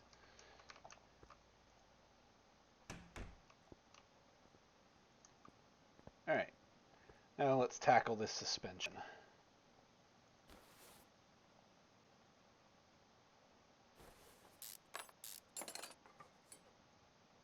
Definitely needs new brake pads. If this were a customer's car and it were still running, I would be putting it on the track just to see what needs doing. But since I'm restoring it all together, I'm just going to take the whole thing apart, repair the parts I can repair, replace the parts I can't replace, and go from there. Suspension arm's got to come off. Ooh, look at those shocks. That's not in great shape, is it?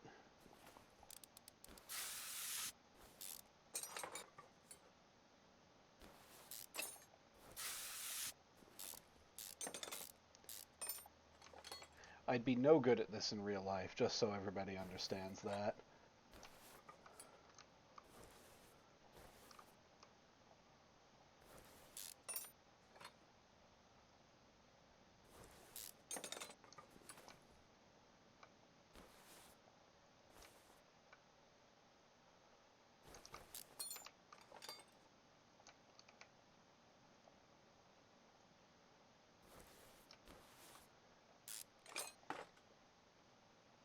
I mean, the game is very chill. Like, the thing is, I have a housemate, and he has his project car, and he works on that stuff. And I like to go out there with him sometimes while he's working on it. It's kind of neat to see what he's doing. It's just, I wouldn't have the patience. I can't get in there and work with tools very well.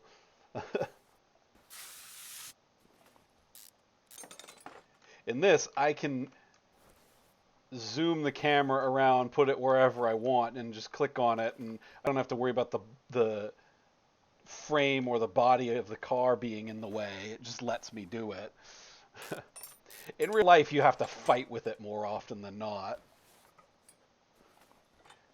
Contrary to what this game and the memes would have you believe, you can't just fix most stuck bolts and nuts by spraying some WD-40 on them. It helps, but it won't fix it nearly as well as this game would have you believe. I'll put it that way.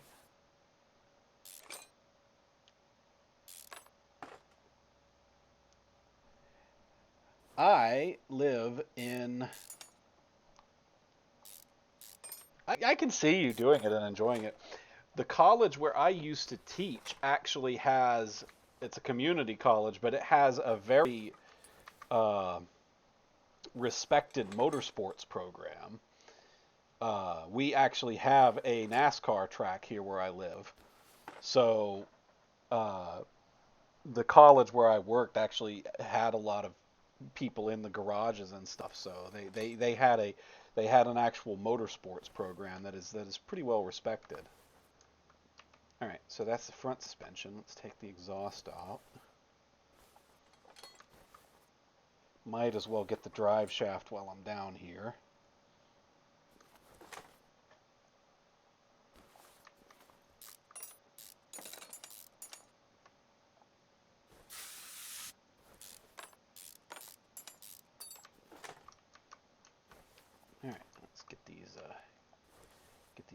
brakes off. I hate working with drum brakes. Not in the game. In the game, they're not so bad. In real life, drum brakes are a pain in the ass.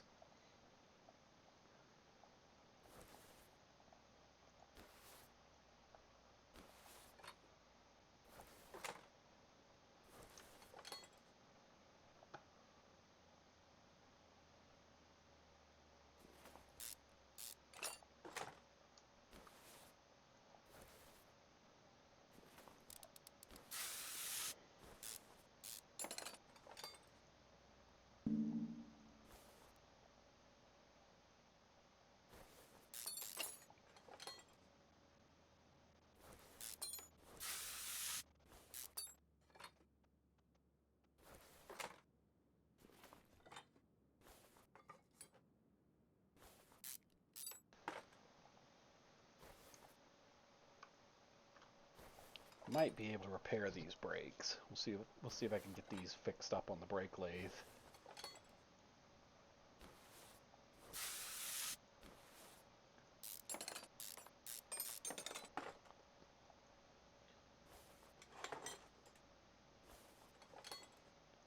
Obviously we'll need new brake pads regardless of whether I can fix the discs or not, but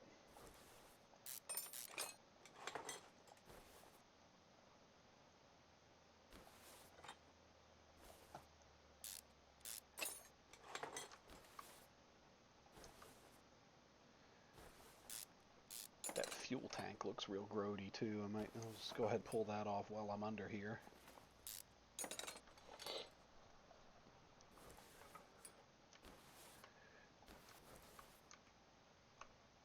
Looks like we're missing a fuel pump as well. Okay, so we got the suspension taken apart. Let's see what we can fix and what we can't.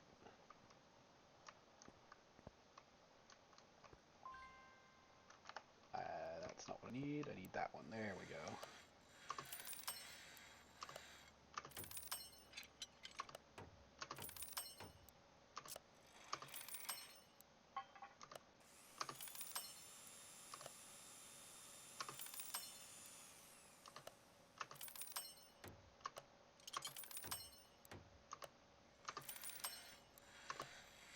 I'll need to replace all of the rubber bushings and whatnot, but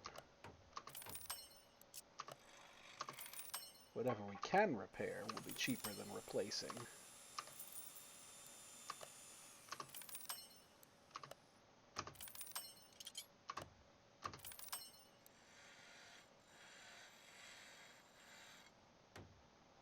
Ow! That doesn't sound like any fun.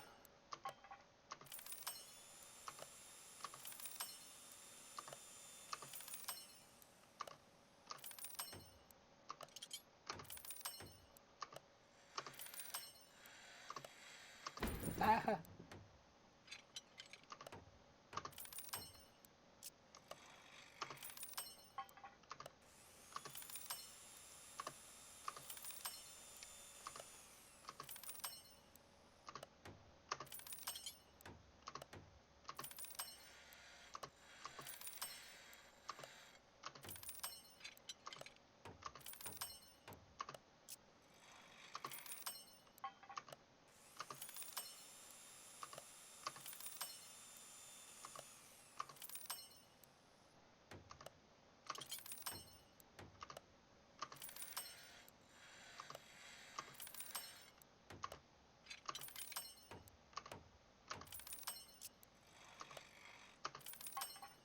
We're getting there.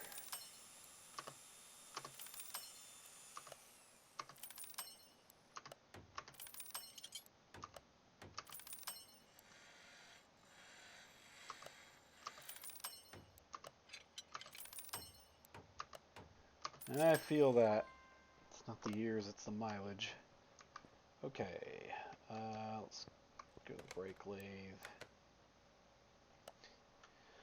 So I'll need new drum brakes, or I'll need new brake discs for the rear brakes, but the front brakes I can fix at least.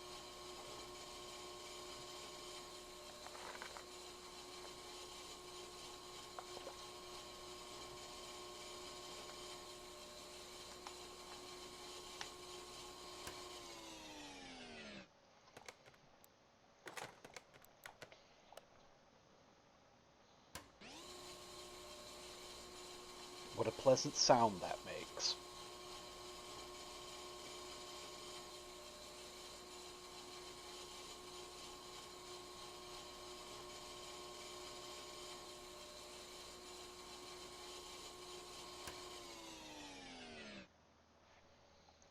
Alright, take that off. And we'll go ahead and, sell all the stuff that I can't repair.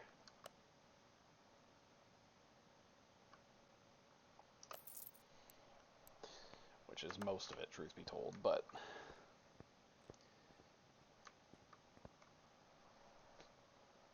alright, let me start with the parts that I know I need, because I know I'm going to need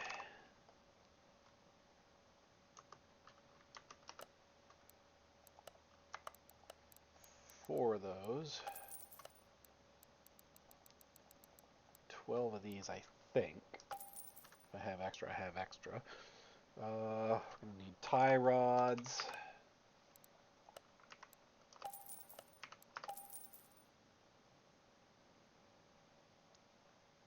I don't remember the exact differential that we needed, so I'll wait until we actually get to that. But let's go ahead and front steering knuckle C. Okay, I've got 2 of those, so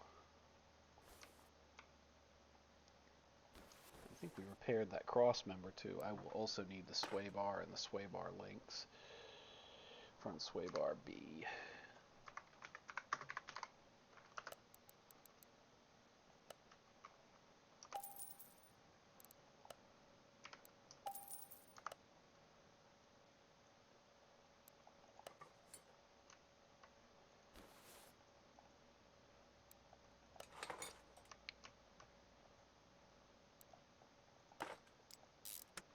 Oh, I'm going to need new shock absorbers too, but I don't remember which one I need.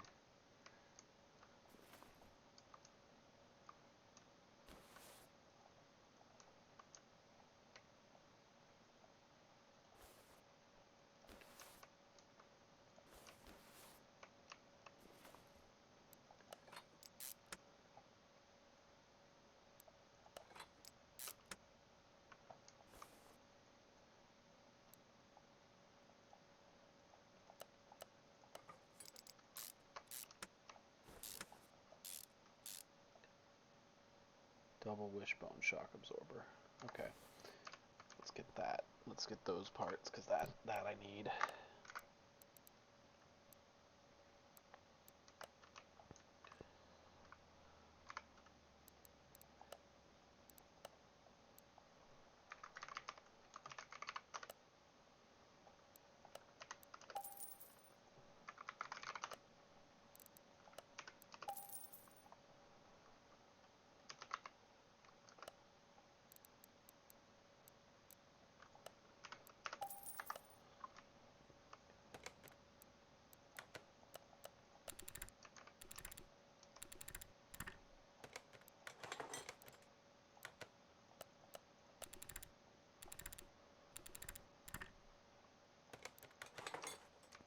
Alright, now we can finish this front suspension. Let's put our suspension arm on this side.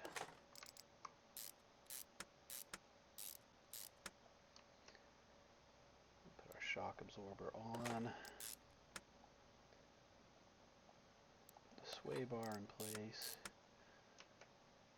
Now put the upper suspension arm.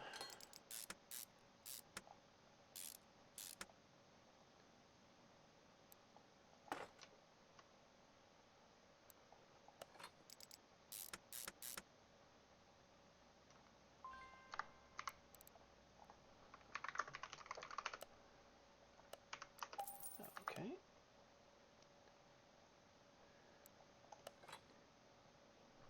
And we're going to need new hubcaps as well.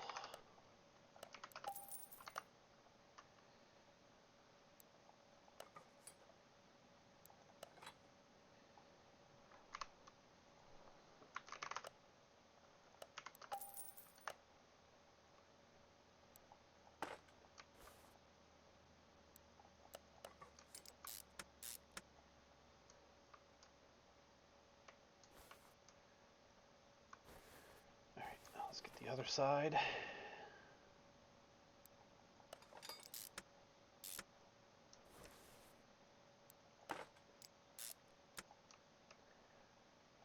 Everyone good? Chat got pretty quiet.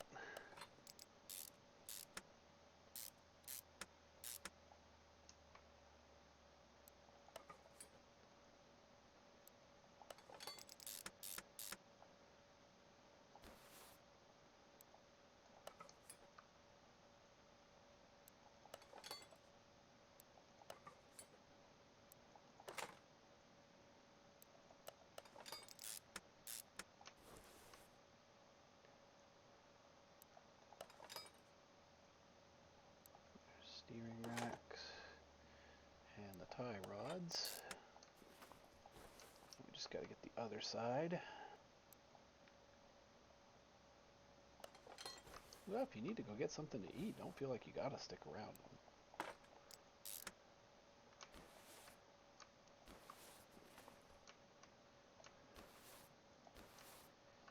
Leaf spring rear drive axle.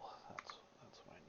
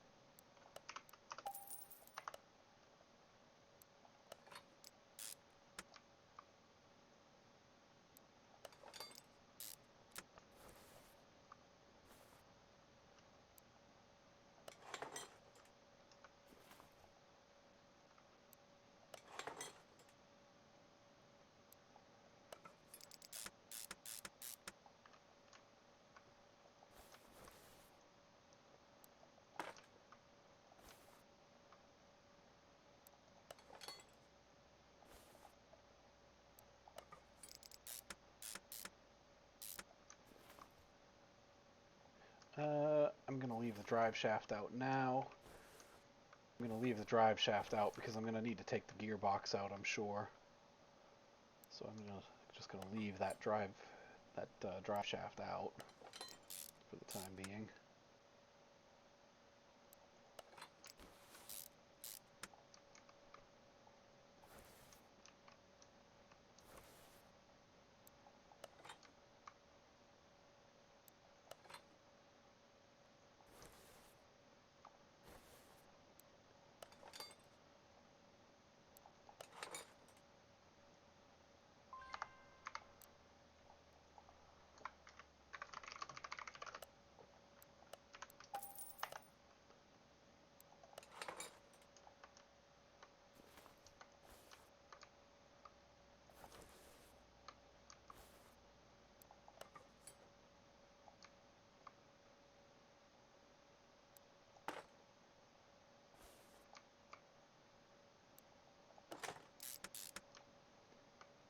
I can't believe I was actually able to fix all of those U-bolts. I figured they'd be one of the first things I'd have to throw away.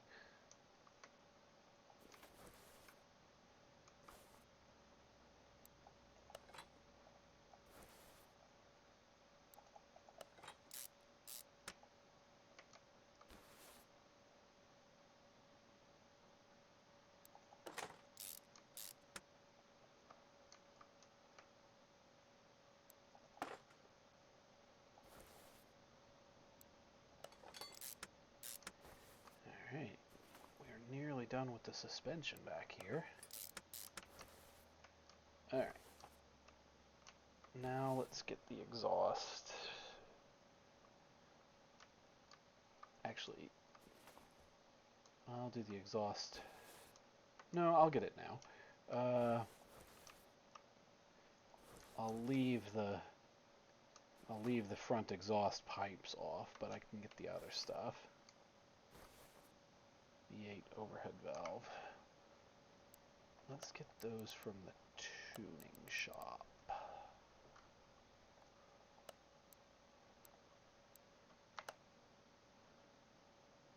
Front exhaust V8 OHV.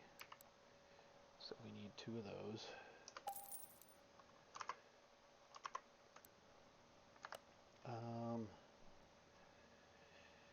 middle mufflers, and rear muffler V8 OHV.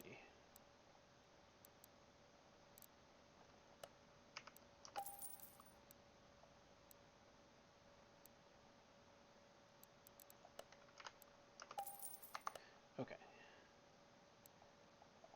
That, and that, and that, and that. We're going to leave those off because I'm going to probably need to pull the engine out. But you know, we need a new fuel tank.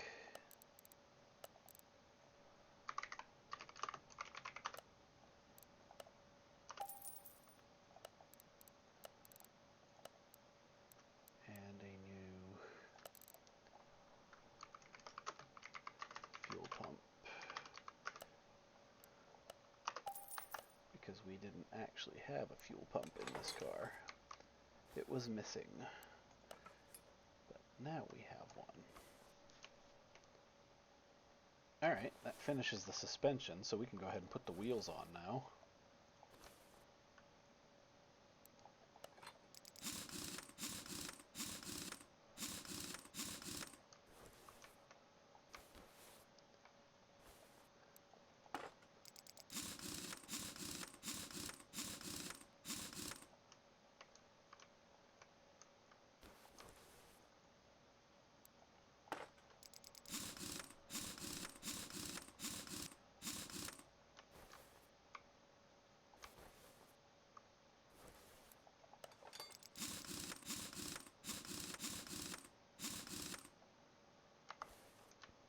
Alright, we got our nice new wheels on there. Those really wide white walls look nice. That ended up looking nice on there. Okay. I think we can go ahead and pull the engine out now. Let's go get our engine crane.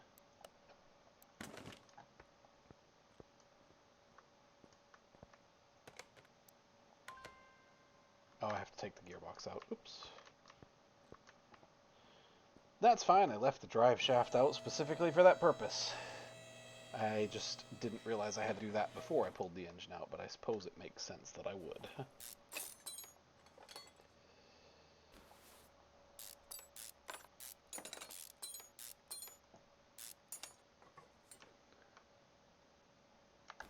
Leave the clutch and all of that one. I think I can still take it off from that. Okay.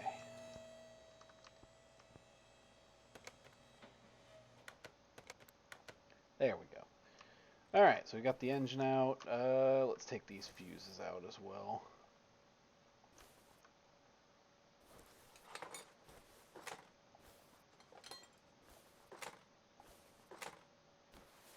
That's all going to have to be replaced. Most of these fuses are blown, and you can't really repair fuses, you just have to replace them.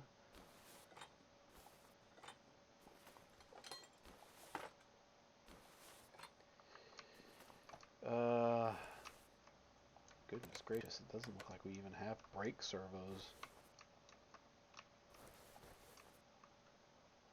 Yeah. No brake servo in here. Alright, well let's just go ahead and replace all of this stuff first, then we'll get the engine in there and working. So let's start with the fuse box base. I can probably repair. Maybe. We'll see. Yeah, I can repair the base. I can fix the starter and transmission too. So we want to do that. Although the truth be told, I may throw that transmission in the warehouse and replace it with a shiny new tuned up gearbox. What do you guys think?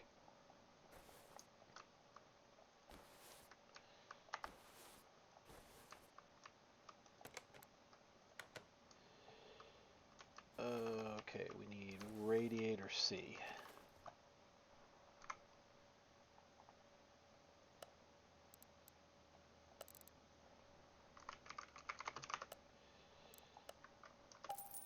Have one of those.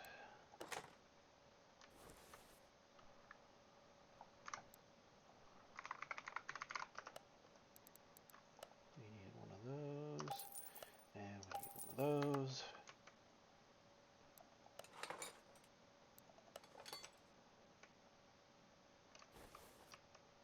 ignition coil will be part of the engine, so alright, we need brake servo. And of course we'll top off all the fluid levels before we try to drive it.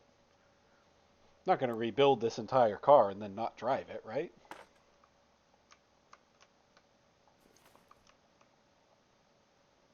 Alright, we need 1 relay type A, 3 relay type B, and 4 type C.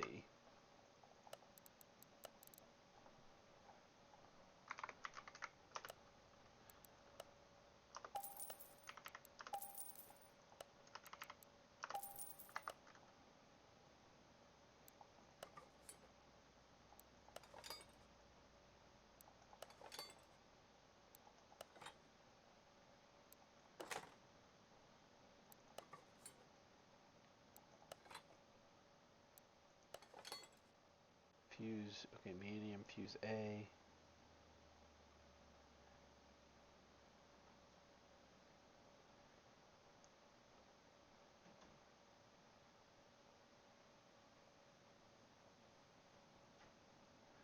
It's like 3A, 3B, and 1C.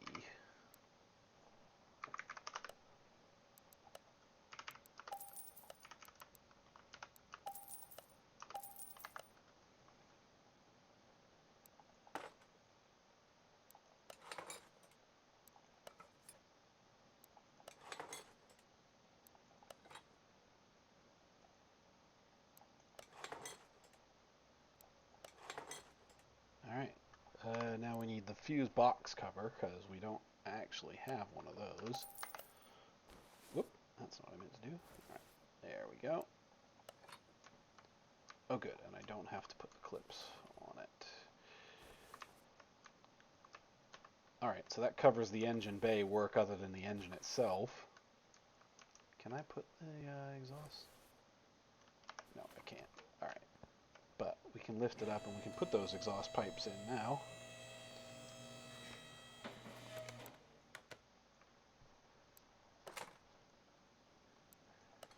So they're fitted and ready for the engine when we put it back down in there. Alrighty, let's go into the other room and work on our engine mount. Gonna kind of do the same thing with the engine that I did with the so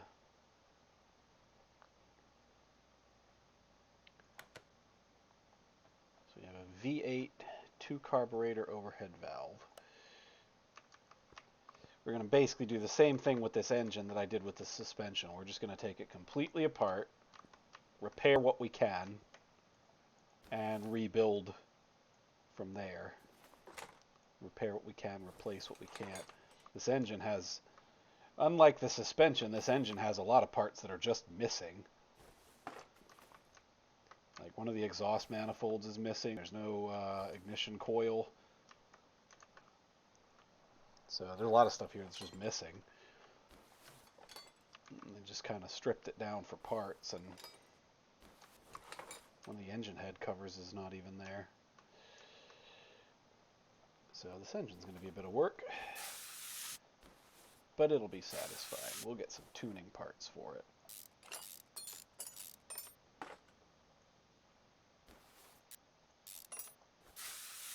Gonna make this engine nice and shiny and pretty and run like a kitten. Well, run like a cheetah, purr like a kitten.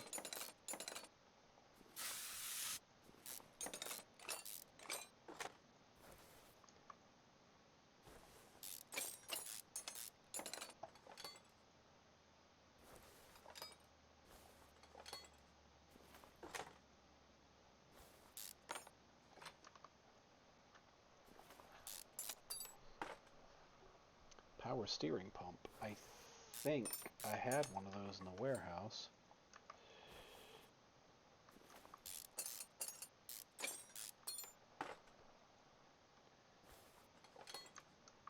Oh, hang on a second. There we go.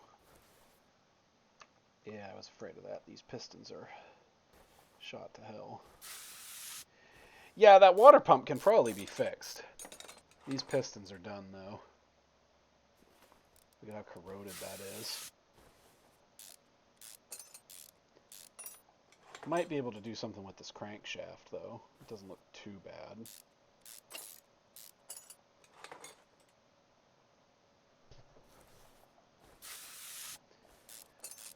Of course, we're going to have to get a whole new oil pan, because we don't even have one on here. Let's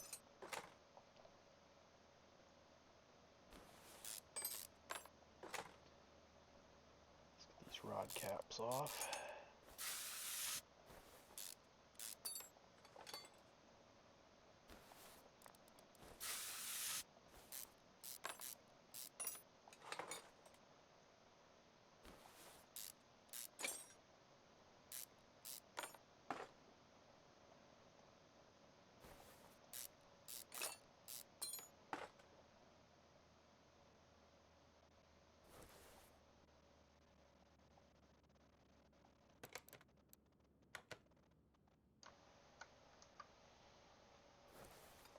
Clutch and the flywheel off, because I'll have to do that to get to the crankshaft, which I can't do that until I take the pistons out, and I'm going to have to, I've got the rod caps off, but I'll need to take the engine heads off in order to get to the pistons themselves. But that's fine. The whole goal of this is we're going to rebuild this engine.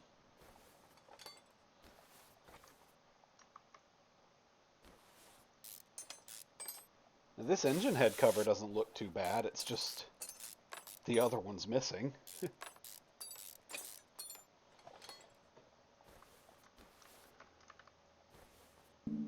Be told, even this engine head doesn't look bad. It's a little rusty, but this looks salvageable.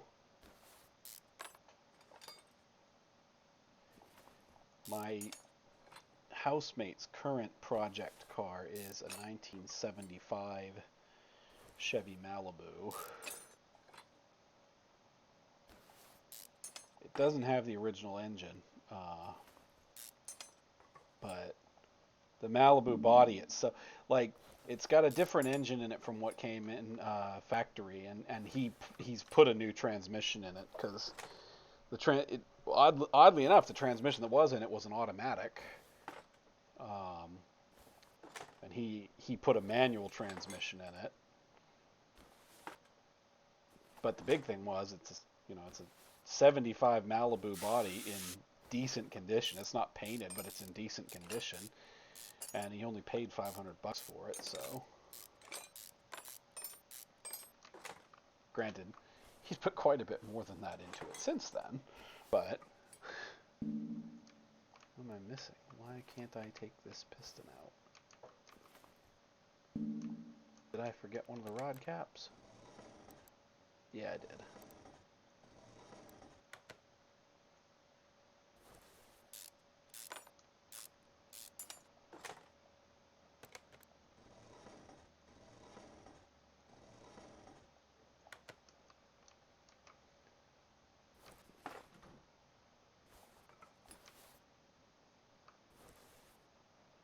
Just gotta get these rocker arms off.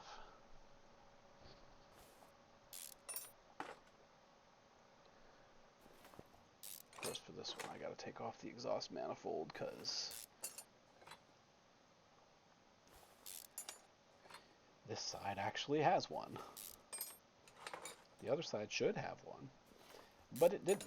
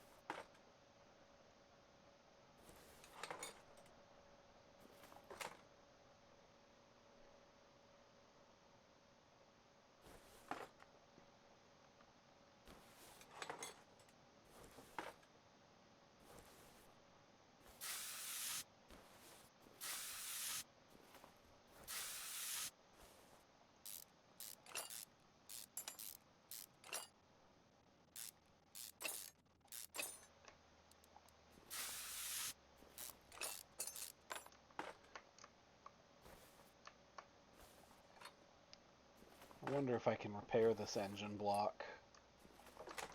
Doesn't look like it's in great shape, but I might be able to do something with it. Why can I not take that out? What is in the way? Did I miss one of the bearing caps? Oh, no, I haven't taken the timing chain off. Derp.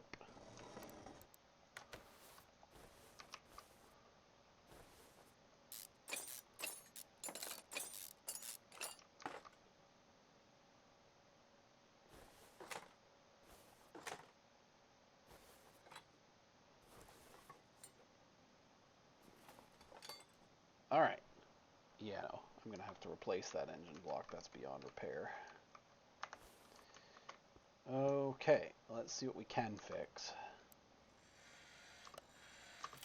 Yay, I can fix the little clip that goes on the distributor cap. Woohoo.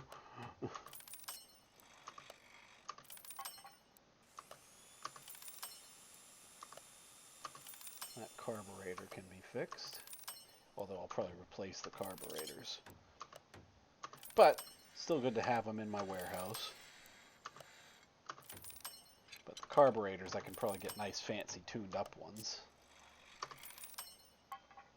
Same with the alternator, but I can still repair it, so I still have it. And you were right, that water pump was fairly easy to fix.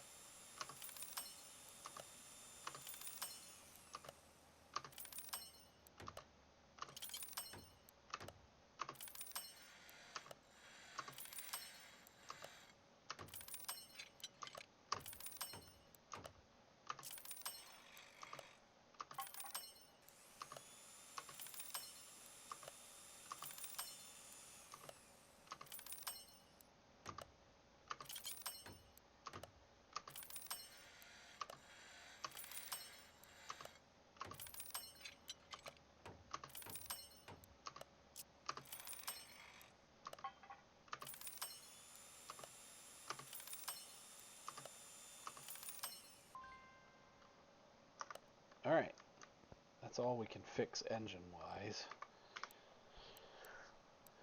So yeah, the engine blocks were unfortunately damaged beyond repair.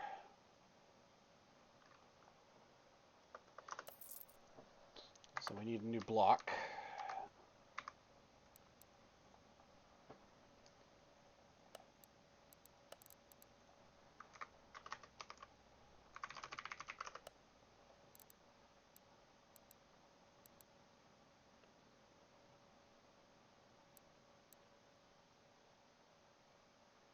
This one? I think it was this one.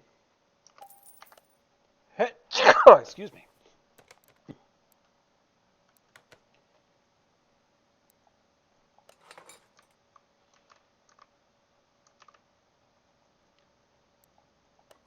Crankshaft, camshaft, we were able to repair both of those. Cam gear, I'm going to need a new one.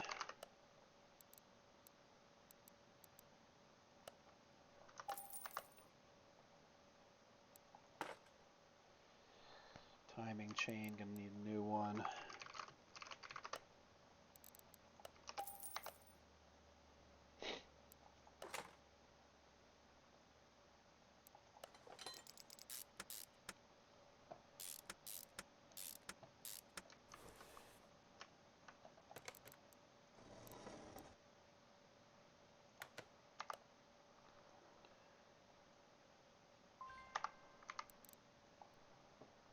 Oh wait, I can get tuned pistons, can't I?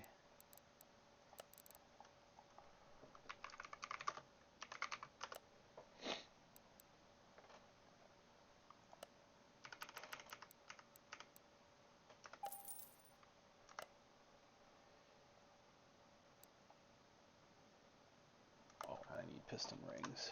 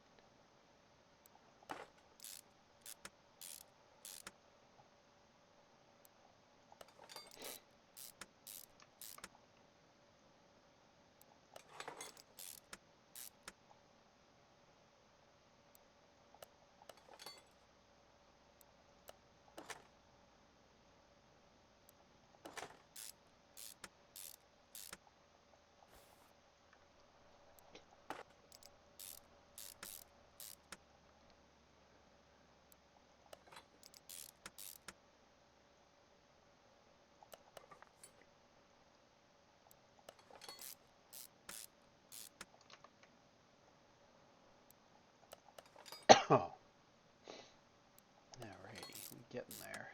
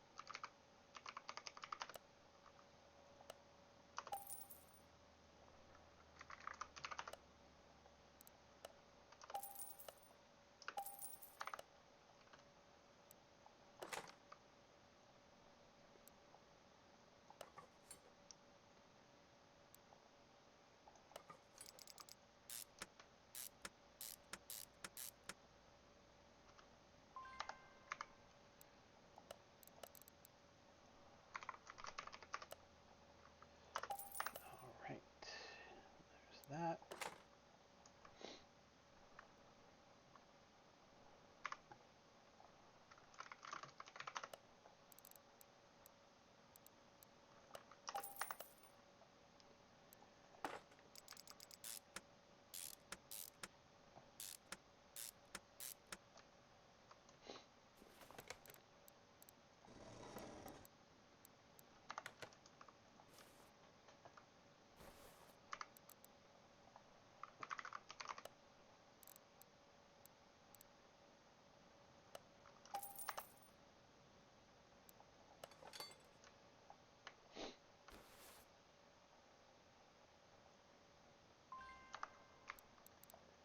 Is that a tuning thing I can get? Yeah. Just need V8, right? Yeah. Get an alternator as well while I'm here.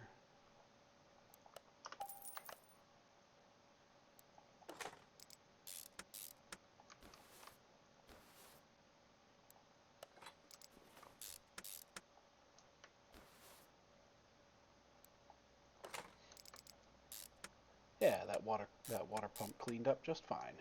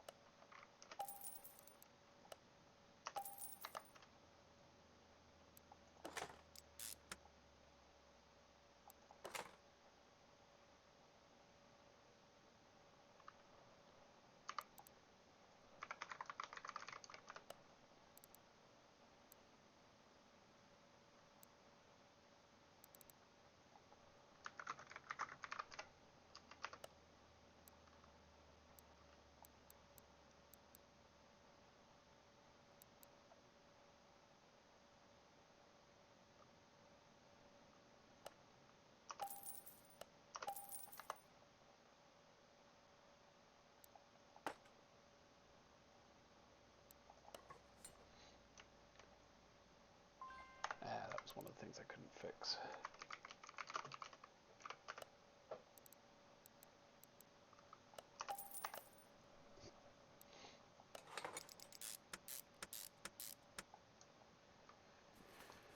Alright, let's get the engine heads back on. Get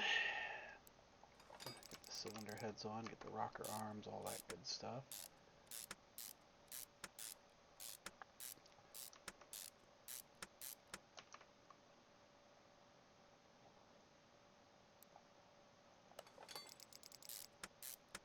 I'll need another exhaust manifold for the other side.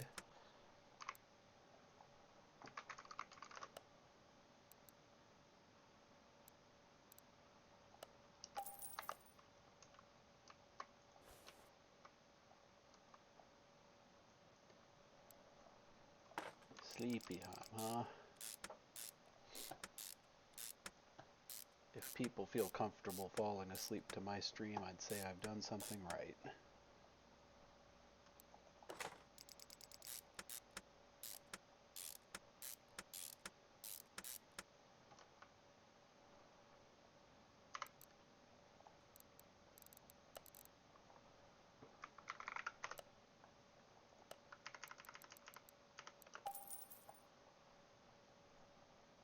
Well, I'm glad people think so.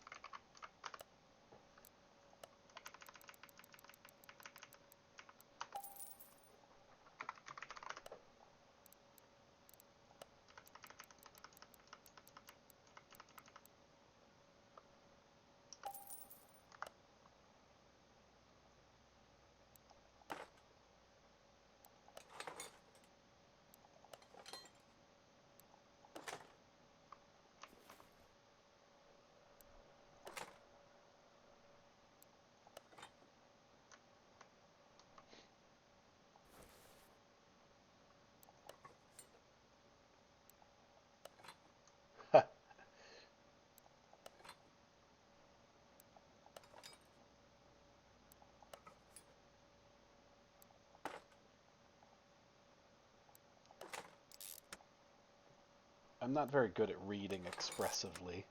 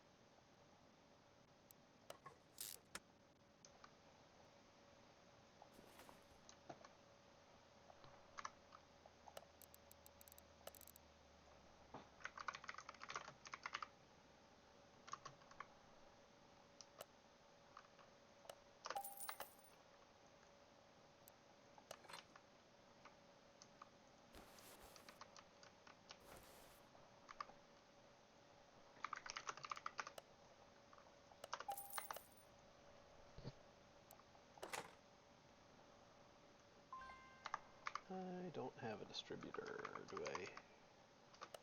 Oh, okay. I can get that here. And the rotor, and the cap.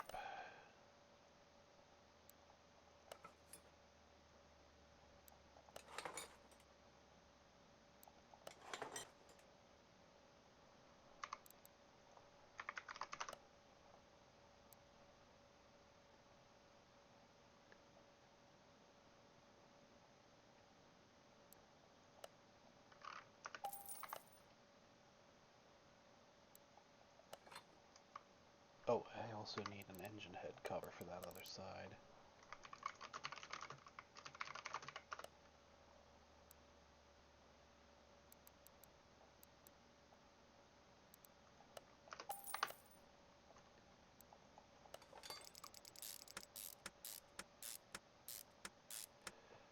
We are almost done with this engine.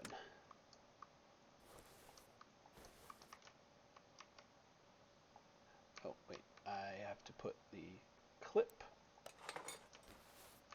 That's the thing I always forget when oh, I only had one of them, okay.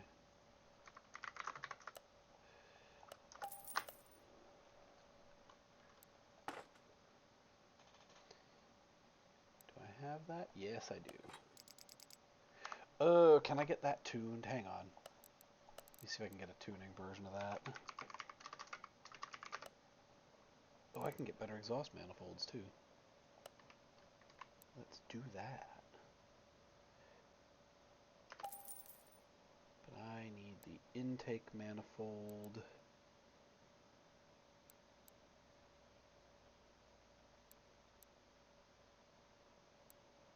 This one. Alright, but let's actually unmount these boring default exhaust manifolds and put on shiny ones.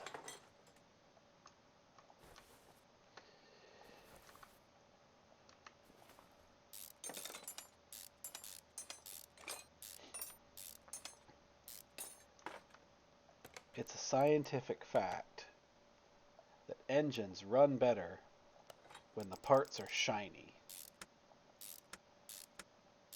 It's probably not a scientific fact, but we're going to say that it is because it sounds right. Shiny is better.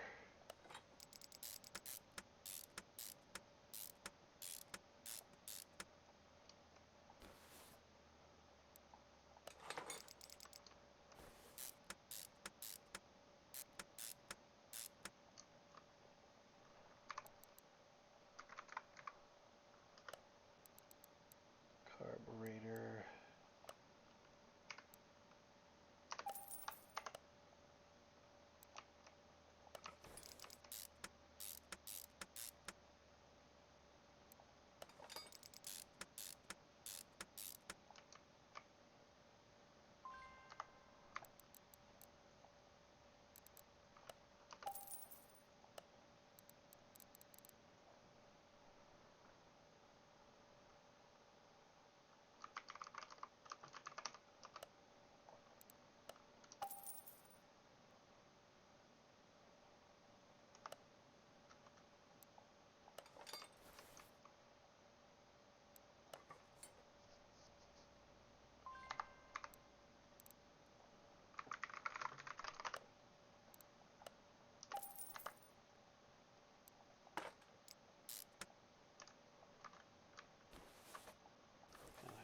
Yeah, I put the clutch back together already. So I think that engine is finished.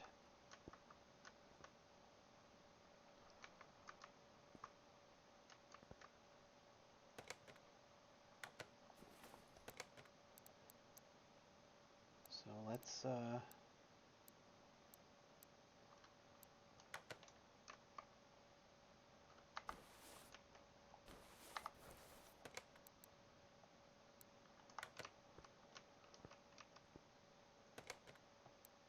take the engine off the stand and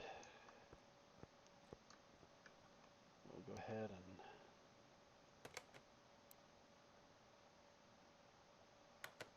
install it. Yep, looks like it's complete. So now we've got our engine in the car. We can put the engine crane back.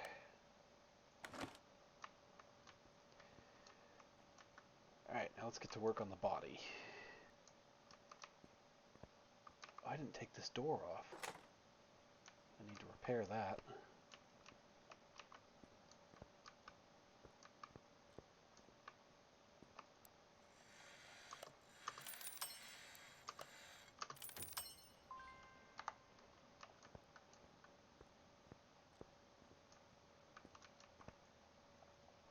Oop, I didn't mean to get in the car. Let's interior parts, interior disassemble.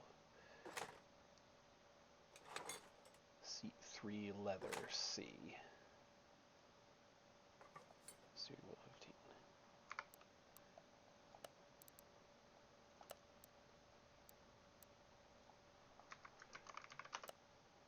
Oh, I can get a rear bench seat for the custom. Alright.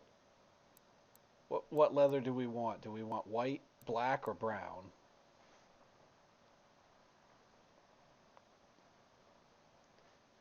This is for the bench seat in the back.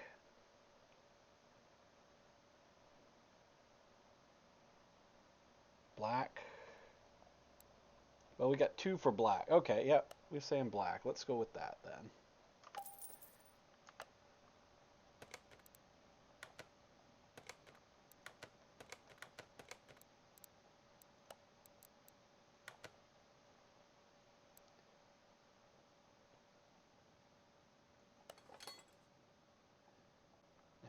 front seats. And they should also be black since we want them to match.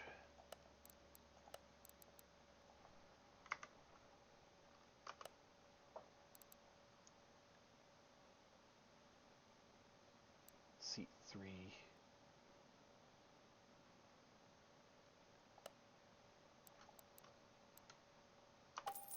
There we go. Oh, and we needed steering wheel. Is that a whole separate? No. That's not what I meant to do.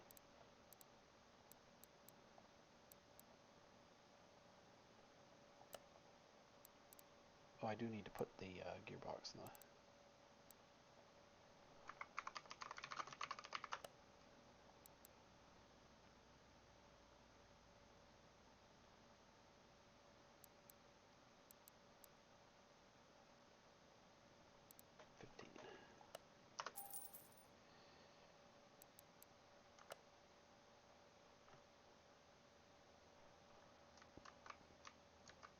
Well, let's get the interior bits in there first.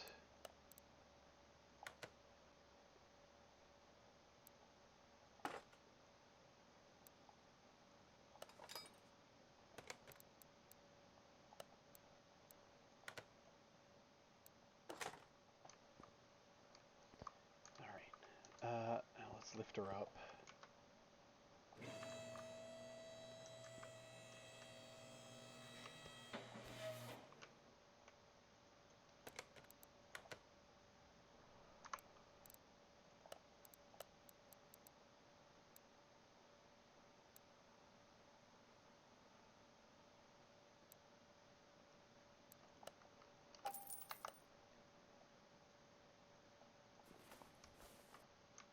Oh, I never put a battery in this car. Alright, well, we'll fix that in a minute.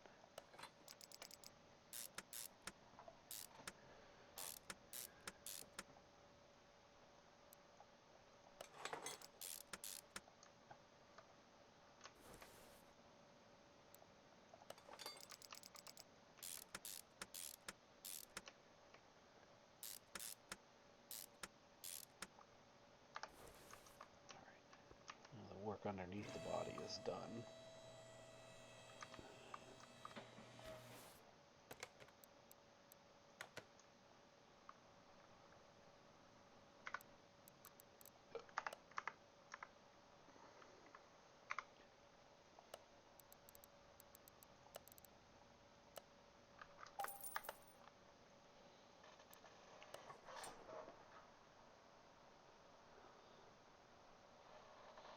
Alright.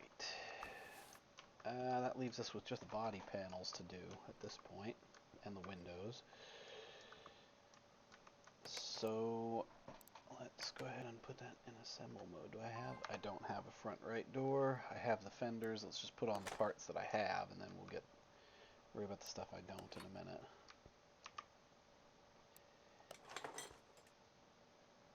I don't have a front bumper for this car. I thought I did.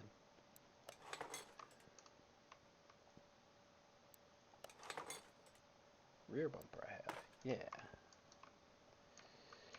So we need a front right door. Front bumper. And all of our windows, of course. Oh wait, the mirror I have. The left mirror anyway. Okay.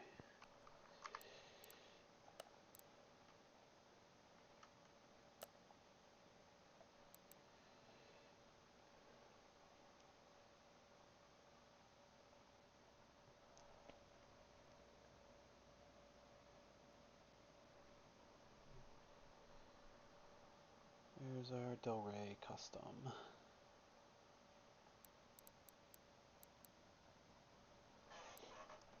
Ugh. Ugh.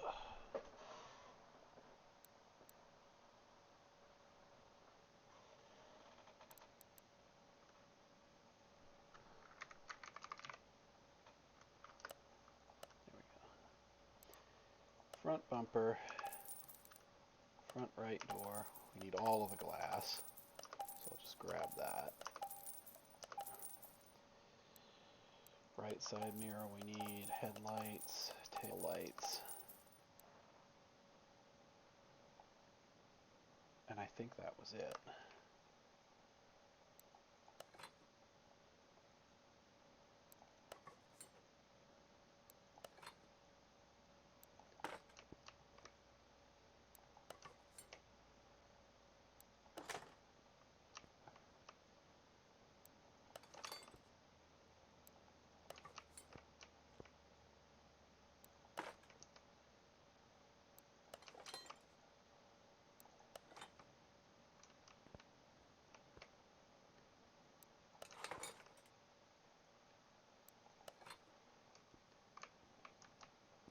Right.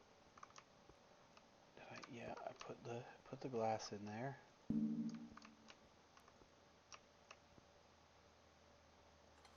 Ah, that's not what I meant to do.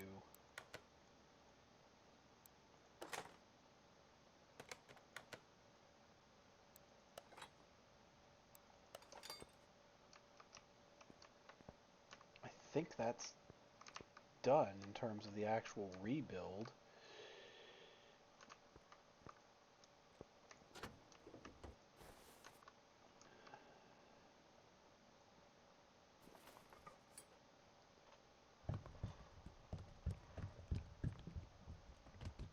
Obviously, we're not gonna leave it at that. I still gotta take her out for some test runs and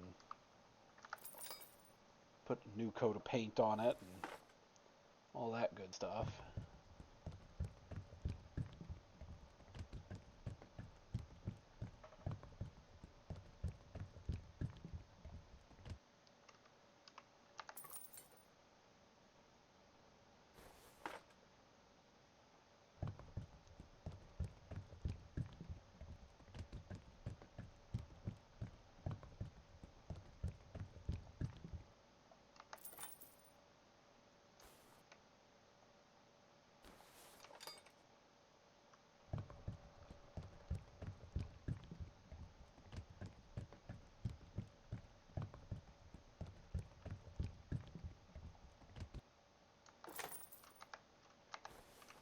All right.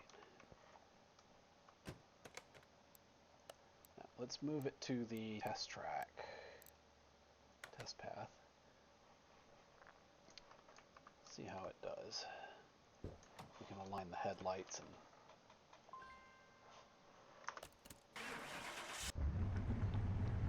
oh, listen to that. That's what a V8 is supposed to sound like.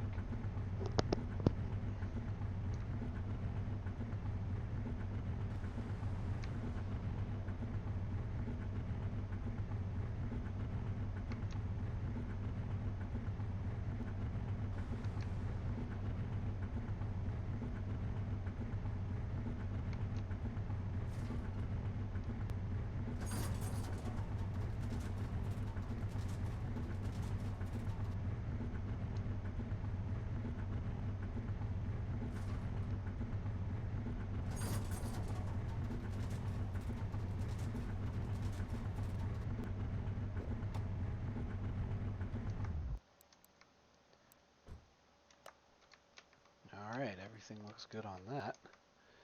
Now let's align the headlights.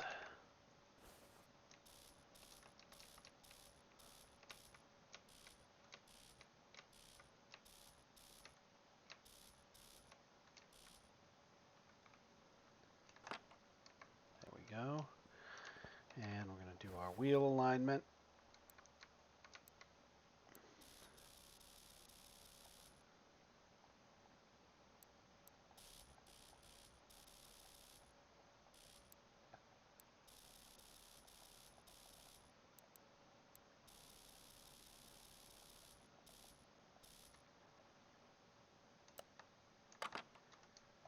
There we go.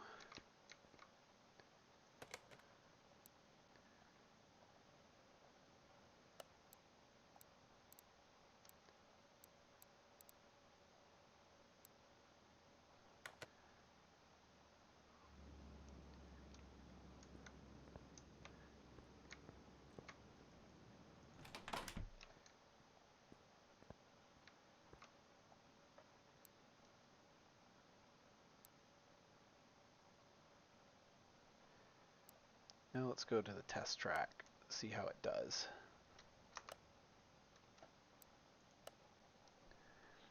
Coolant fluid. Oh, I didn't put fluid in the radiator. Ta-da. I knew there was one. I knew there had to be one thing I was missing. I didn't mean to. We could just open the hood instead of taking the hood off. That would be nice.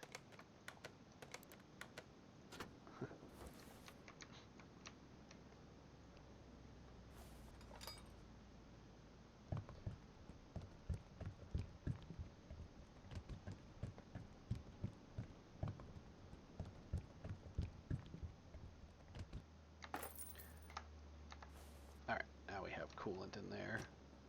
Yeah, it's coolant. It's antifreeze. That is typically the color that antifreeze is.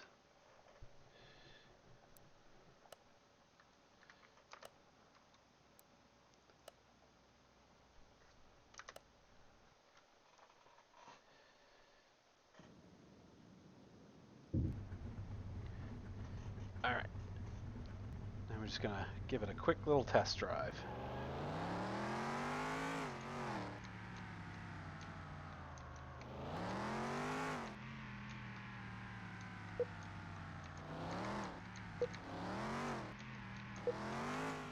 Well, it sure sounds nice.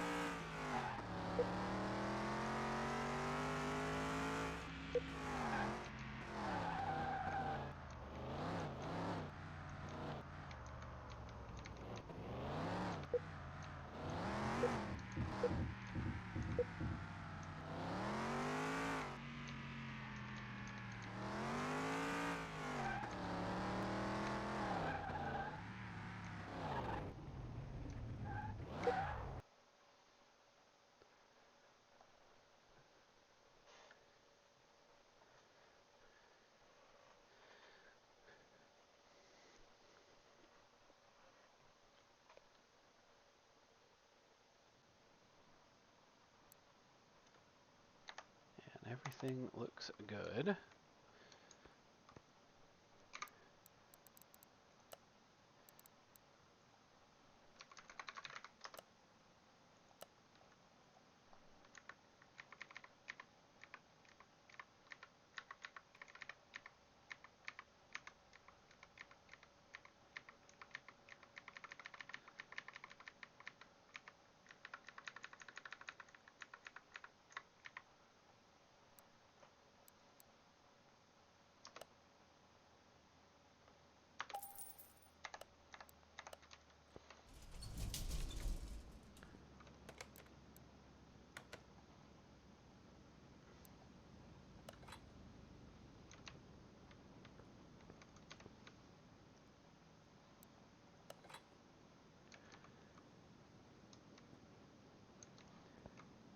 Alright, last thing we got to do is... Oh, let's see how... First, let's see how the tuning... Let's see how those tuning adjustments did.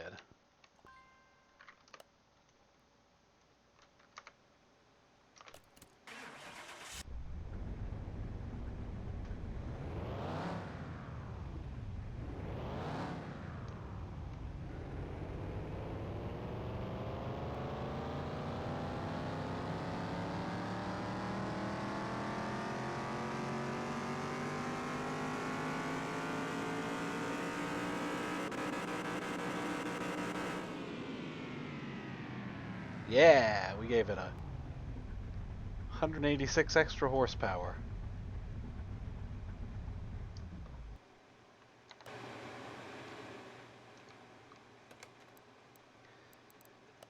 Now let's take it over to the paint shop.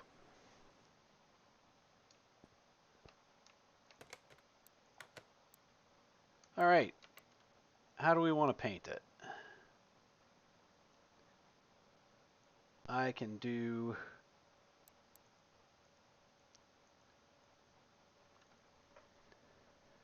retro color, so kind of like, well, I don't want the chameleon paint. Let's do, let's just give it a glossy paint if we're going for that. Do we want gloss or metallic? Because we could do a sleek, like, metallic color. Classic. Well, We can do this 50s aqua color like that. That would look pretty nice, I think.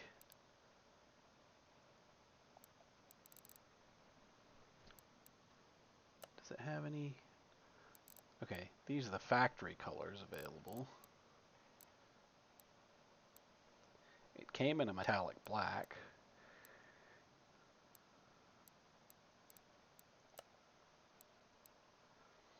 We can do this. We can do this gloss aqua. I kind of like how that looks. Oh, it even leaves these little bits white.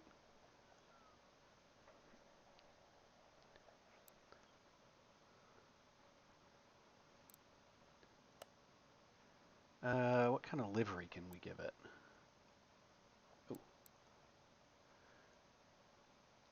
Ooh.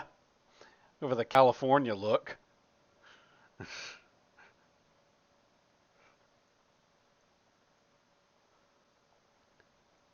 Go for that Sunset Boulevard look, the Catalina Beach or whatever.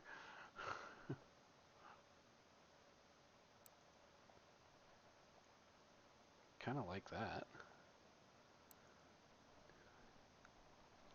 But if we're doing classic, we should probably just keep it simple, right?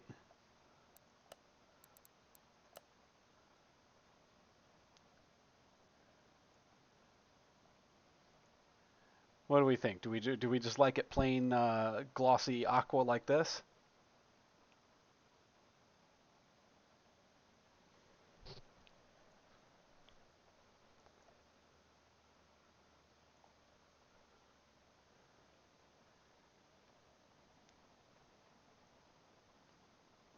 All right. I think we'll go with this then.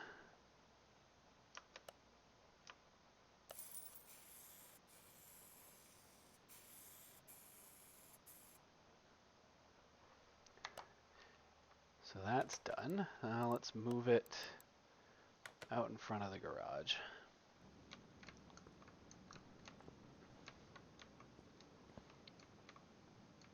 That'll turn heads on the road, don't you think? That looks nice. That looks good.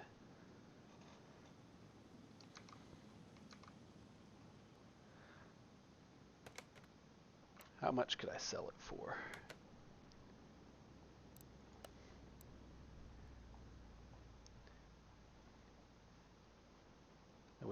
I would make 60 grand from selling it. I don't think I really want to though. I like this one. I don't know if I want to sell it. I kind of want to keep it.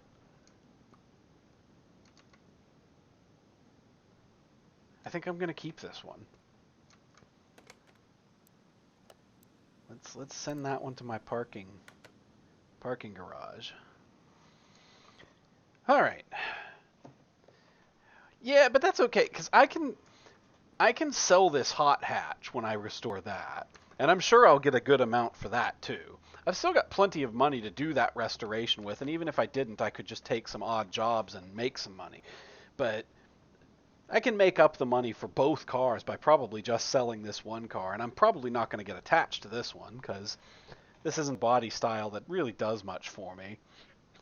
But I think I'm going to end the stream there. It's a good stopping point, and y'all are starting to fall asleep, and I'm probably not far behind you if I'm being completely honest. Um, so I think I'm going to call it there. But thank you all for tuning in. I enjoyed myself. I mean, I'm mostly going to be streaming on Saturdays, but today felt like a good day for it. I wasn't really doing anything else, and I kind of wanted to unwind a bit.